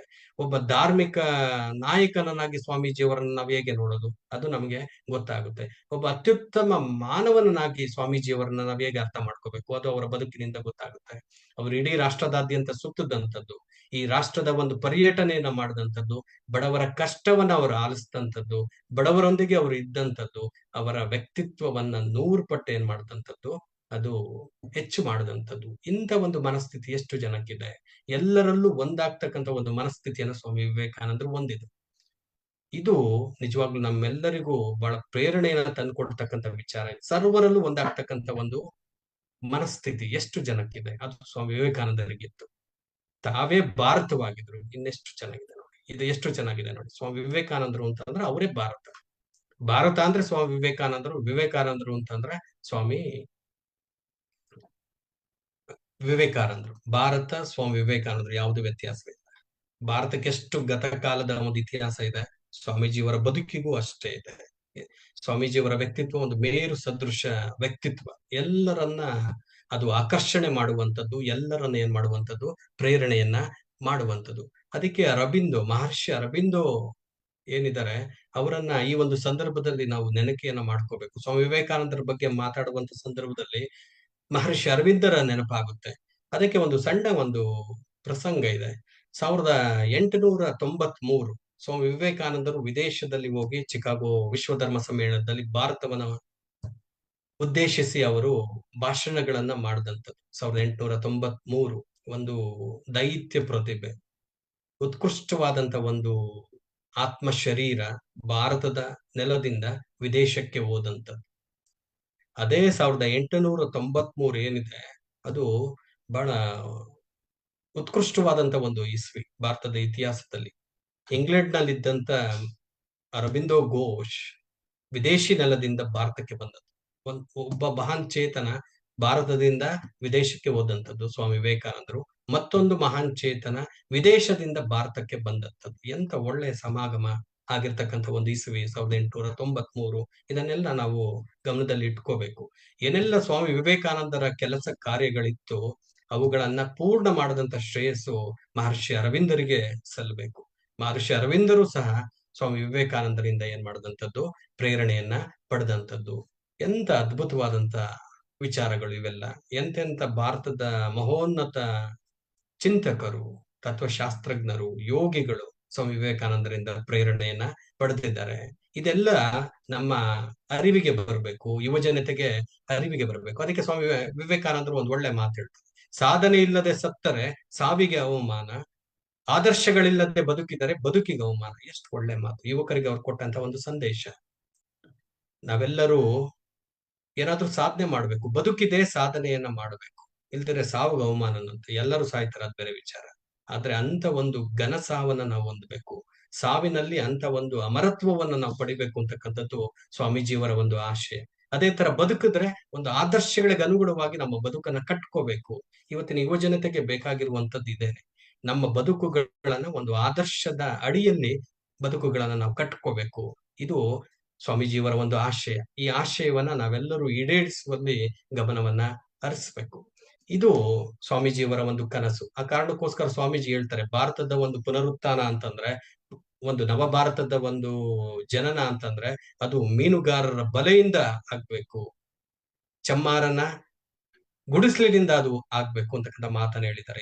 ಈ ರಾಷ್ಟ್ರದ ರೈತರಿರ್ಬೋದು, ಕಾರ್ಮಿಕರಿರ್ಬೋದು, ಕೂಲಿಕಾರರಿರ್ಬೋದು, ಇವರೆಲ್ಲರ ಜೀವನವನ್ನ ಸ್ವಾಮೀಜಿ ಏನ್ ಮಾಡಿದ್ರು, ಹತ್ತಿರದಿಂದ ಕಂಡಿದ್ರು. ಅಂತವರಿಂದ ಈ ರಾಷ್ಟ್ರದ ಪ್ರಗತಿ, ಈ ರಾಷ್ಟ್ರದ ಅಭಿವೃದ್ಧಿ ಆಗ್ಬೇಕು ಅಂತಕ್ಕಂಥ ಕನಸನ್ನ ಅವರು ಹೊಂದಿದ್ರು. ಅದಕ್ಕೆ ಅವರು ಕೆಲವೊಂದು ಭಾಷಣಗಳಲ್ಲಿ ಹೇಳಿದ್ದಾರೆ, life is so uncertain, it is better to die for a noble cos.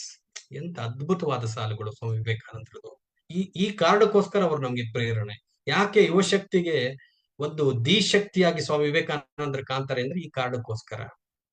Life is so uncertain, it is better to die for a noble ಕಾಸ್.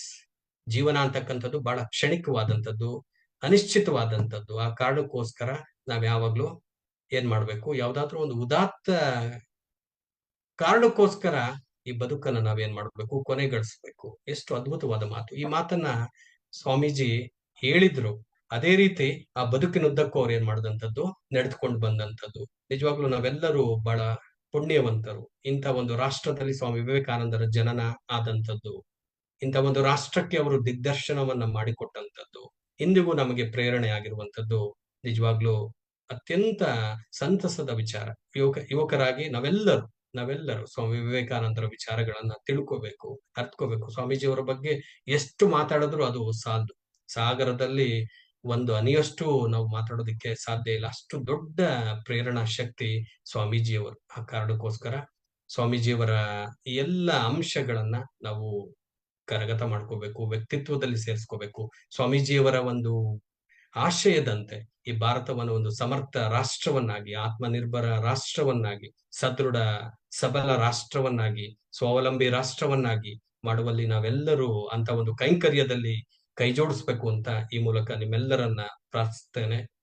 ಸರ್ವಂ ಶ್ರೀ ರಾಮಕೃಷ್ಣ ಅರ್ಪಣ. ನಮಸ್ತೆ. ಧನ್ಯವಾದಗಳು ಲೋಕೇಶ್ ಜಿ. ಶಿಕ್ಷಣ ಎಂದಾಗ ಚಾರಿತ್ರ್ಯ ನಿರ್ಮಾಣದ ಕಲ್ಪನೆ ಸಮೀಕರಣ ಇರಬೇಕು. ಹಾಗೆ ಸಕಾರಾತ್ಮಕ ಆಲೋಚನೆಗಳನ್ನ ನೀಡಿದ್ರೆ ನಮ್ಮ ಕಾಲ ಮೇಲೆ ನಿಲ್ಲುವುದನ್ನ ಯುವ ಜನರು ಕಲಿತಾರೆ. ಹಾಗೆ ಇನ್ನು ಅನೇಕ ವಿವೇಕವಾಣಿಯನ್ನ ಬಹಳ ಅಚ್ಚುಕಟ್ಟಾಗಿ ತಿಳಿಸ್ಕೊಟ್ಟಿದ್ದೀರಾ ಲೋಕೇಶ್ ಜಿ. ನಾವು ಫೇಸ್ಬುಕ್ ನಲ್ಲಿ ಲೈವ್ ಇರೋದ್ರಿಂದ ಕೆಲವೊಂದು ಪ್ರಶ್ನೆಗಳು ಬಂದಿದೆ. ಕಾಲಾವಕಾಶ ಸ್ವಲ್ಪವೇ ಇರೋದ್ರಿಂದ ನಾವು ಪ್ರಶ್ನೆಗಳನ್ನ ಬೇಗ ಬೇಗ ತಗೊಳ್ಳೋಣ. ಮೊದಲನೇದಾಗಿ ಭಾರತೀಯ ಶಿಕ್ಷಣ ಸಮಗ್ರ ಅಭಿವೃದ್ಧಿಯ ಬಗ್ಗೆ ಹೆಚ್ಚು ಗಮನ ಕೊಡಬೇಕು ಅನ್ನೋದು ಸ್ವಾಮೀಜಿಯವರ ನಿಲುವಾಗಿತ್ತು. ಇವತ್ತಿನ ನಮ್ಮ ಶಿಕ್ಷಣ ಪದ್ಧತಿ ಆ ದಾರಿಯಲ್ಲಿ ಸಾಗಿದ್ಯಾ ಅಂತ ಹೇಳ್ಬಿಟ್ಟು ಕೇಳ್ತಾ ಇದ್ದಾರೆ. ಹೌದು, ಬಹಳ ಒಳ್ಳೆಯ ಪ್ರಶ್ನೆ. ಸ್ವಾಮೀಜಿಯವರ ಕನಸು ಅದೇ ಆಗಿತ್ತು. ಅವರು ಇಂಗ್ಲಿಷ್ ನಲ್ಲಿ ಎಷ್ಟು ಪ್ರಬುದ್ಧತೆಯನ್ನ ಅವರು ಪಡೆದಿದ್ರು ಸಹಿತ ಇಂಗ್ಲಿಷನ್ನ ಒಂದು ಭಾಷೆಯಾಗಿ ಅಧ್ಯಯನ ಮಾಡ್ಬೇಕು ಅಂತ ಹೇಳಿದ್ರು, ಮಾಧ್ಯಮವಾಗಿ ಅಲ್ಲ. ಇದನ್ನ ನಾವೆಲ್ಲರೂ ಅರ್ಥ ಮಾಡ್ಕೋಬೇಕು. ಸ್ವಾಮೀಜಿಯವರಿಗೆ ಇಂಗ್ಲಿಷ್ ಮೇಲೆ ಅತ್ಯಂತ ದೊಡ್ಡದಾದಂತ ಒಂದು ಪಾಂಡಿತ್ಯ ಇತ್ತು. ಅದರ ಮೇಲೆ ಅವರು ಒಂದು ಹಿಡಿತವನ್ನ ಸಾಧಿಸಿದ್ರು. ಆದ್ರೂ ಸಹಿತ ಒಂದು ಮಾಧ್ಯಮವಾಗಿ ಅದನ್ನ ಓದ್ಬೇಕೆ ಹೊರತು ಅದನ್ನ ಭಾಷೆಯಾಗಿ ಓದ್ಬೇಕೆ ಹೊರತು ಮಾಧ್ಯಮ ಅಲ್ಲ ಅಂತ ಹೇಳಿದ್ರು. ಅದೇ ತರ ಅವರ ಹಲವಾರು ವಿಚಾರಧಾರೆಗಳನ್ನ ನಾವು ನೋಡಿದ್ರೆ, ಈ ಭಾರತದ ಶಿಕ್ಷಣ ಏನಿದೆ ಅದು ಬ್ರಿಟಿಷರ ಶಿಕ್ಷಣದಿಂದ ಹೆಚ್ಚು ಪ್ರಭಾವವನ್ನ ಪಡೆದಂತದ್ದು. ಇತ್ತೀಚೆಗೆ ನಮ್ಮ ರಾಷ್ಟ್ರೀಯ ಶಿಕ್ಷಣ ನೀತಿ ಏನಿದೆ, ಇದ ನಮ್ಮ ಮುಂದೆ ಇರ್ತಕ್ಕಂಥ ಬಹುದೊಡ್ಡ ಆ ಹೆಮ್ಮೆಯ ವಿಚಾರ. ರಾಷ್ಟ್ರೀಯ ಶಿಕ್ಷಣ ನೀತಿಯನ್ನ ನಾವೇನಾದ್ರೂ ಒಮ್ಮೆ ಅವಲೋಕನ ಮಾಡಿದ್ದೆ ಆದ್ರೆ ಅದರಲ್ಲಿ ಈ ರಾಷ್ಟ್ರದ ಒಂದು ಸನಾತನ ಎಲ್ಲ ಮೌಲ್ಯಗಳನ್ನ, ಸ್ವಾಮಿ ವಿವೇಕಾನಂದರ ಒಂದು ವಿಚಾರಧಾರೆಗಳನ್ನ, ಮಹರ್ಷಿ ಅರವಿಂದೋ ಅವರ ವಿಚಾರಧಾರೆಗಳನ್ನ ಎಲ್ಲವನ್ನ ಸಮರ್ಪಕವಾಗಿ ಸಮಗ್ರವಾಗಿ ಒಂದು ಹಾರ್ಮೋನೈಸ್ ಮಾಡಿರ್ತಕ್ಕಂಥ ಒಂದು ಶಿಕ್ಷಣ ಕ್ರಮ ಅದು ರಾಷ್ಟ್ರೀಯ ಶಿಕ್ಷಣ ನೀತಿ 2020. ಅದರ ಅಳವಡಿಕೆಯಿಂದ ನಾವು ನಿಜವಾಗ್ಲೂ ಸ್ವಾಮೀಜಿಯವರ ವಿಚಾರಗಳಿಗೆ ನಿಜವಾಗ್ಲೂ ನಾವು ಗೌರವವನ್ನ ಕೊಡ್ಬೋದು ಅಂತ ನಾನಾದ್ರೂ ಭಾವಿಸಿದ್ದೇನೆ.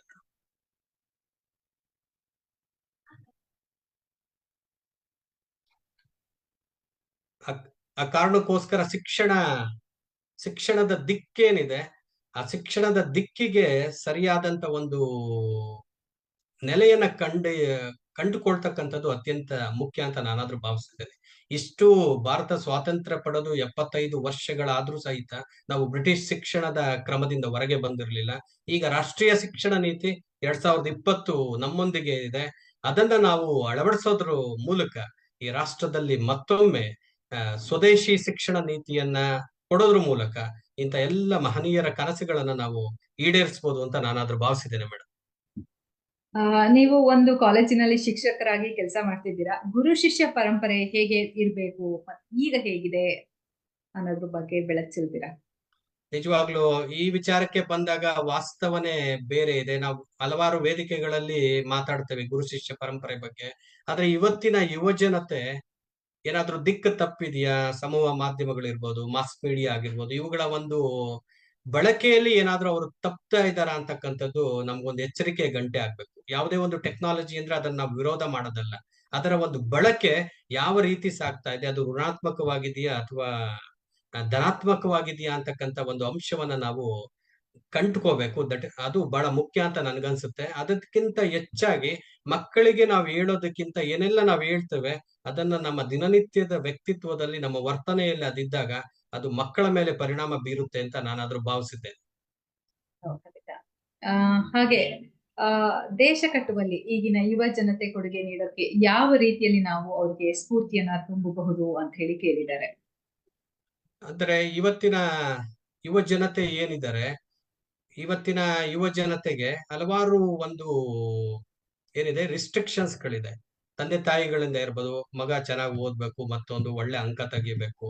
ಅದೇ ರೀತಿ ಗುರುಗಳಿಗೆ ಕಾಲೇಜುಗಳಲ್ಲಿ ಅಥವಾ ವಿಶ್ವವಿದ್ಯಾಲಯಗಳಲ್ಲಿ ಇವನ್ ಚೆನ್ನಾಗಿ ಉತ್ತೀರ್ಣನಾಗ್ಬೇಕು, ಒಳ್ಳೆ ಮಾರ್ಕ್ಸ್ ತೆಗಿಬೇಕು. ಅದೇ ತರ ಎಲ್ಲ ವಿದ್ಯಾರ್ಥಿಗಳಿಗೂ ಸಮಾಜದಲ್ಲಿ ಚೆನ್ನಾಗಿ ಓದಿ ಒಳ್ಳೆ ಅಂಕಗಳನ್ನ ತೆಗೆದು ಉನ್ನತ ಸ್ಥಾನಗಳನ್ನ ಅಲಂಕರಿಸ್ಬೇಕು. ಇದು ಯಾವುದು ತಪ್ಪಲ್ಲ. ಆದ್ರೆ ನಿಜವಾಗ್ಲೂ ನಾವ್ ಯಾವಾಗ್ಲೂ ಮಾರ್ಕ್ ಓರಿಯೆಂಟೆಡ್ ಆಗಿರ್ಬಾರ್ದು. ನಾವ್ ಯಾವಾಗ್ಲೂ ವ್ಯಾಲ್ಯೂ ಓರಿಯೆಂಟೆಡ್ ಆಗಿರ್ಬೇಕು. ಇದನ್ನ ಮಕ್ಕಳಿಗೆ ನಾವು ಪ್ರಾರಂಭದಿಂದಲೂ ಹೇಳ್ಕೊಡ್ಬೇಕು. ಎಲ್- ಎಲ್ಲ ಮಕ್ಕಳಿಗೂ ಈ ಅಂಶವನ್ನ ನಾವು ತರಬೇಕು. ಕನಸುಗಳನ್ನ ಇಟ್ಕೊಳ್ಳೋದು ತಪ್ಪಲ್ಲ, ಆದ್ರೆ ಒಳ್ಳೆಯ ಕನಸುಗಳನ್ನ ಇಟ್ಕೋಬೇಕು. ಅದ್ರ ಜೊತೆಗೆ ದೇಶದ ಬಗ್ಗೆ ಚಿಂತನೆಯನ್ನ ಮಾಡ್ತಕ್ಕಂತ ಆ ಒಂದು ದೇಶಭಕ್ತಿಯ ಬೀಜಗಳನ್ನ ಮಕ್ಕಳ ಮನಸ್ಸಿನಲ್ಲಿ ಬೆಳೆಸೋದಿಕ್ಕೆ ನಾವೆಲ್ಲರೂ ಪ್ರಯತ್ನ ಪಡ್ಬೇಕು. ಹಾಗೆ ಕೊನೆಯದಾಗಿ ಕೊನೆಯ ಪ್ರಶ್ನೆ ಅಂದ್ರೆ, ಈಗಿನ ಯುವ ಜನತೆಗೆ ನಿಮ್ಮ ಸಂದೇಶ ಏನು? ಇವತ್ತಿನ ಯುವ ಜನತೆಗೆ ಸಂದೇಶವನ್ನ ಕೊಡೋದು ಅಂತಂದ್ರೆ, ಅದು ನನ್ನ ಸಂದೇಶ ಅಂತಲ್ಲ, ಸ್ವಾಮೀಜಿಯವರ ಎಲ್ಲ ಒಂದು ವಿಚಾರಧಾರೆಗಳನ್ನ ತಿಳ್ಕೊಂಡ್ರೆ ಒಂದು ಒಳ್ಳೆಯ ಸಂದೇಶ ಅಂತಕ್ಕಂಥದ್ದು ಮಕ್ಕಳಿಗೆ ಕೊಡಬೇಕು. ಯಾವುದೇ ಒಬ್ಬ ಮಗ ಆಗಿರ್ಬೋದು, ನಾನು ಯಾವಾಗ್ಲೂ ಕಾಲೇಜಿನಲ್ಲಿ ಈ ಮಾತುಗಳನ್ನ ಹೇಳ್ತಾ ಇರ್ತೇನೆ. ಮಗ ಆಗಿರ್ಬೋದು ಅಥವಾ ಮಗಳಾಗಿರ್ಬೋದು, ಅವರ ಆದ್ಯ ಕರ್ತವ್ಯ ತಂದೆ ತಾಯಿಗಳನ್ನ ಗೌರವಿಸುವಂತ ಒಂದು ಸಂಸ್ಕೃತಿಯನ್ನ ಅವ್ರು ಕಲಿಬೇಕು. ಅದೇ ದೊಡ್ಡ ಶಿಕ್ಷಣ. ತಂದೆ ತಾಯಿಗಳನ್ನ ಗೌರವಿಸುವಂತದ್ದು, ಗುರು ಹಿರಿಯರನ್ನ ಗೌರವಿಸುವಂತದ್ದು, ನೆರೆಹೊರೆಯವರನ್ನ ಪ್ರೀತಿಸುವಂತದ್ದು, ಇಂಥ ಒಂದು ವಿಶಾಲವಾದಂತ ಒಂದು ಮನಸ್ಥಿತಿಯನ್ನ ನಾವೆಲ್ಲರೂ ಹೊಂದಬೇಕು. ಈ ದೇಶದ ಸಂಸ್ಕೃತಿ ಸಂಸ್ಕಾರ ಏನಿದೆ ಅದಕ್ಕೆ ತಕ್ಕಂತೆ ನಮ್ಮ ಬದುಕುಗಳನ್ನ ರೂಪಿಸ್ಕೊಳ್ಬೇಕು. ದೇಶದ ಆಸ್ತಿಗಳಾಗಿ ನಾವೆಲ್ಲರೂ ನಿರ್ಮಾಣ ಆಗ್ಬೇಕು. ಇದು ನಿಜವಾಗ್ಲೂ ಇವತ್ತಿನ ಒಂದು ಅತ್ಯಗತ್ಯವಾಗಿ ಆಗ್ಬೇಕಾಗಿರ್ತಕ್ಕಂಥ ಒಂದು ಕೆಲಸ. ಈ ನಾವೆಲ್ಲರೂ ಒಂದ್ ರೀತಿ ಆಸ್ತಿಗಳಾಗಿ ಸಮಾಜಕ್ಕೆ ಇರ್ಬೇಕು ಅಂತಕ್ಕಂಥದ್ದು ನನ್ನ ಒಂದು ಅಭಿಲಾಷೆ. ಧನ್ಯವಾದಗಳು ಲೋಕೇಶ್ ಜಿ. ನಾವು ಏನಾಗಿದ್ದೇವೆ ಅದು ನಮ್ಮ ಯೋಚನೆಗಳಿಂದ ಆಗಿದ್ದೇವೆ. ಹಾಗೆ ಯೋಚನೆಗಳ ಮೇಲೆ ನಿಯಂತ್ರಣ ಇರಬೇಕು. ವಿವೇಕಾನಂದರ ವಾಣಿಯನ್ನ ಪಾಲಿಸಿ ನಾವು ಉದ್ಧಾರ ಮಾಡ್ಕೋಬೇಕು ಅನ್ನೋದನ್ನ ಬಹಳ ಅಚ್ಚುಕಟ್ಟಾಗಿ ನಮ್ಮ ಯುವ ಜನತೆಗೆ ಸಂದೇಶವನ್ನ ಮುಟ್ಟಿಸಿದಿರ. ಹಾಗೆ ಈ ರೀತಿ ಹುರಿದುಂಬಿಸಿದ ತಮ್ಗೆ ಬಿ ಗುಡ್ ಡೂ ಗುಡ್ ಅಭಿಯಾನದ ಸರಣಿ ಕಾರ್ಯಕ್ರಮದ ಉಪನ್ಯಾಸವನ್ನ ನೀಡಿದ ನಿಮ್ಗೆ ಅನಂತ ಧನ್ಯವಾದಗಳು, ಸಮರ್ಥ ಭಾರತದ ಪರವಾಗಿ ಹಾಗೂ ವೈಯಕ್ತಿಕವಾಗಿ. ತಮಗೂ ಅಷ್ಟೇ ಮೇಡಮ್, ಧನ್ಯವಾದಗಳು. ವೀಕ್ಷಕರೇ, ಇದೇ ಅಭಿಯಾನದಲ್ಲಿನ ಮತ್ತೊಂದು ಕಾರ್ಯಕ್ರಮ ಅಂದ್ರೆ ಕಾಲೇಜು ವಿದ್ಯಾರ್ಥಿಗಳಿಗಾಗಿ ರಾಜ್ಯ ಮಟ್ಟದ ಪ್ರಬಂಧ ಸ್ಪರ್ಧೆ ಏರ್ಪಡಿಸಿರುವಂತದ್ದು. ಪ್ರಬಂಧ ಸ್ಪರ್ಧೆಯ ವಿಷಯ ಸ್ವಾಮಿ ವಿವೇಕಾನಂದರ ದೃಷ್ಟಿಯಲ್ಲಿ ಭಾರತ್ ಇನ್ ಸ್ವಾಮಿ ವಿವೇಕಾನಂದಸ್ ಪರ್ಸ್ಪೆಕ್ಟಿವ್. ಇದಕ್ಕೆ ಪದವಿ ಅಥವಾ ತತ್ಸಮಾನ ಅಥವಾ ಸ್ನಾತಕೋತ್ತರ ವಿದ್ಯಾರ್ಥಿಗಳು ಪ್ರಬಂಧ ಸ್ಪರ್ಧೆಯಲ್ಲಿ ಭಾಗವಹಿಸಬಹುದು. ಪ್ರಥಮ ಬಹುಮಾನವಾಗಿ 10,000 ರೂಪಾಯಿ ಹಾಗೂ ಪ್ರಮಾಣ ಪತ್ರ, ದ್ವಿತೀಯ ಬಹುಮಾನವಾಗಿ 7,500 ರೂಪಾಯಿ ಹಾಗೂ ಪ್ರಮಾಣ ಪತ್ರ, ತೃತೀಯ ಬಹುಮಾನವಾಗಿ 5,000 ರೂಪಾಯಿ ಹಾಗೂ ಪ್ರಮಾಣ ಪತ್ರಗಳನ್ನ ನೀಡಲಾಗುತ್ತೆ. ಇದಲ್ಲದೆ 20 ಸಮಾಧಾನಕರ ಬಹುಮಾನಗಳನ್ನು ನೀಡಲಾಗುತ್ತೆ, 1,000 ರೂಪಾಯಿ ನಗದು ಬಹುಮಾನದ ಜೊತೆಗೆ. ಇದನ್ನ ಕನ್ನಡ ಅಥವಾ ಇಂಗ್ಲಿಷ್ ಭಾಷೆಯಲ್ಲಿ 2,500 ಪದಗಳ ಮಿತಿಯಲ್ಲಿ ಸ್ವಹಸ್ತಾಕ್ಷರದಲ್ಲಿ ಬರೆದು ನೀವು ಫೆಬ್ರವರಿ 10, 2024 ಒಳಗಾಗಿ ಕಳುಹಿಸಿಕೊಡ್ಬೇಕು. ಇದರ ಜೊತೆನಲ್ಲೇ ಕಾಲೇಜಿನ ಪ್ರಾಂಶುಪಾಲರಿಂದ ಅಥವಾ ವಿಭಾಗ ಮುಖ್ಯಸ್ಥರಿಂದ ದೃಢೀಕರಿಸಲ್ಪಟ್ಟ ವ್ಯಾಸಂಗ ಪ್ರಮಾಣ ಪತ್ರ, ಸ್ಟಡಿ ಸರ್ಟಿಫಿಕೇಟ್ ಅನ್ನ ಕೂಡ ಕಡ್ಡಾಯವಾಗಿ ಜೊತೆಗಿರಿಸಬೇಕಾಗತ್ತೆ. ಹಾಗಾದ್ರೆ ಯಾವ ವಿಳಾಸಕ್ಕೆ ಕಳಿಸ್ಬೇಕು ಅನ್ನೋದಂದ್ರೆ, ರಾಜ್ಯ ಮಟ್ಟದ ಪ್ರಬಂಧ ಸ್ಪರ್ಧೆ, ಮಿಥಿಕ್ ಸೊಸೈಟಿ, ನೃಪತುಂಗ ರಸ್ತೆ, ಬೆಂಗಳೂರು 1. ವೀಕ್ಷಕರೇ, ನಾಳೆ ಇದೇ ವೇದಿಕೆಯಲ್ಲಿ ಸಂಜೆ 7 ಗಂಟೆಗೆ ನಮ್ಮೊಂದಿಗಿರ್ತಾರೆ ಪ್ರೊಫೆಸರ್ ಬಿ.ವಿ. ಶ್ರೀಧರ್ ಸ್ವಾಮಿ ಅವರು. 7 ಗಂಟೆಗೆ ಇದೇ ವೇದಿಕೆಯಲ್ಲಿ ಪ್ರೊಫೆಸರ್ ಬಿ.ವಿ. ಶ್ರೀಧರ್ ಸ್ವಾಮಿ ಅವರು ನಮ್ಮೊಂದಿಗೆ ಇರ್ತಾರೆ. ಈ ಲಿಂಕ್ ಅನ್ನ ನೀವು ನಿಮ್ಮ ಎಲ್ಲ ಸ್ನೇಹಿತರೊಂದಿಗೆ, ಬಂಧುಗಳೊಂದಿಗೆ ಹಂಚಿಕೊಳ್ಳುವುದರ ಮೂಲಕ ವಿಕಸಿತ ಯುವ ಭಾರತಕ್ಕೆ ಕೈ ಜೋಡಿಸೋಣ. Let's revel in the strength of youth as they channel their energy in positive direction. Harnessing their ideas constructively can contribute the advancement of our nation. Be good, do good. Shubharatri.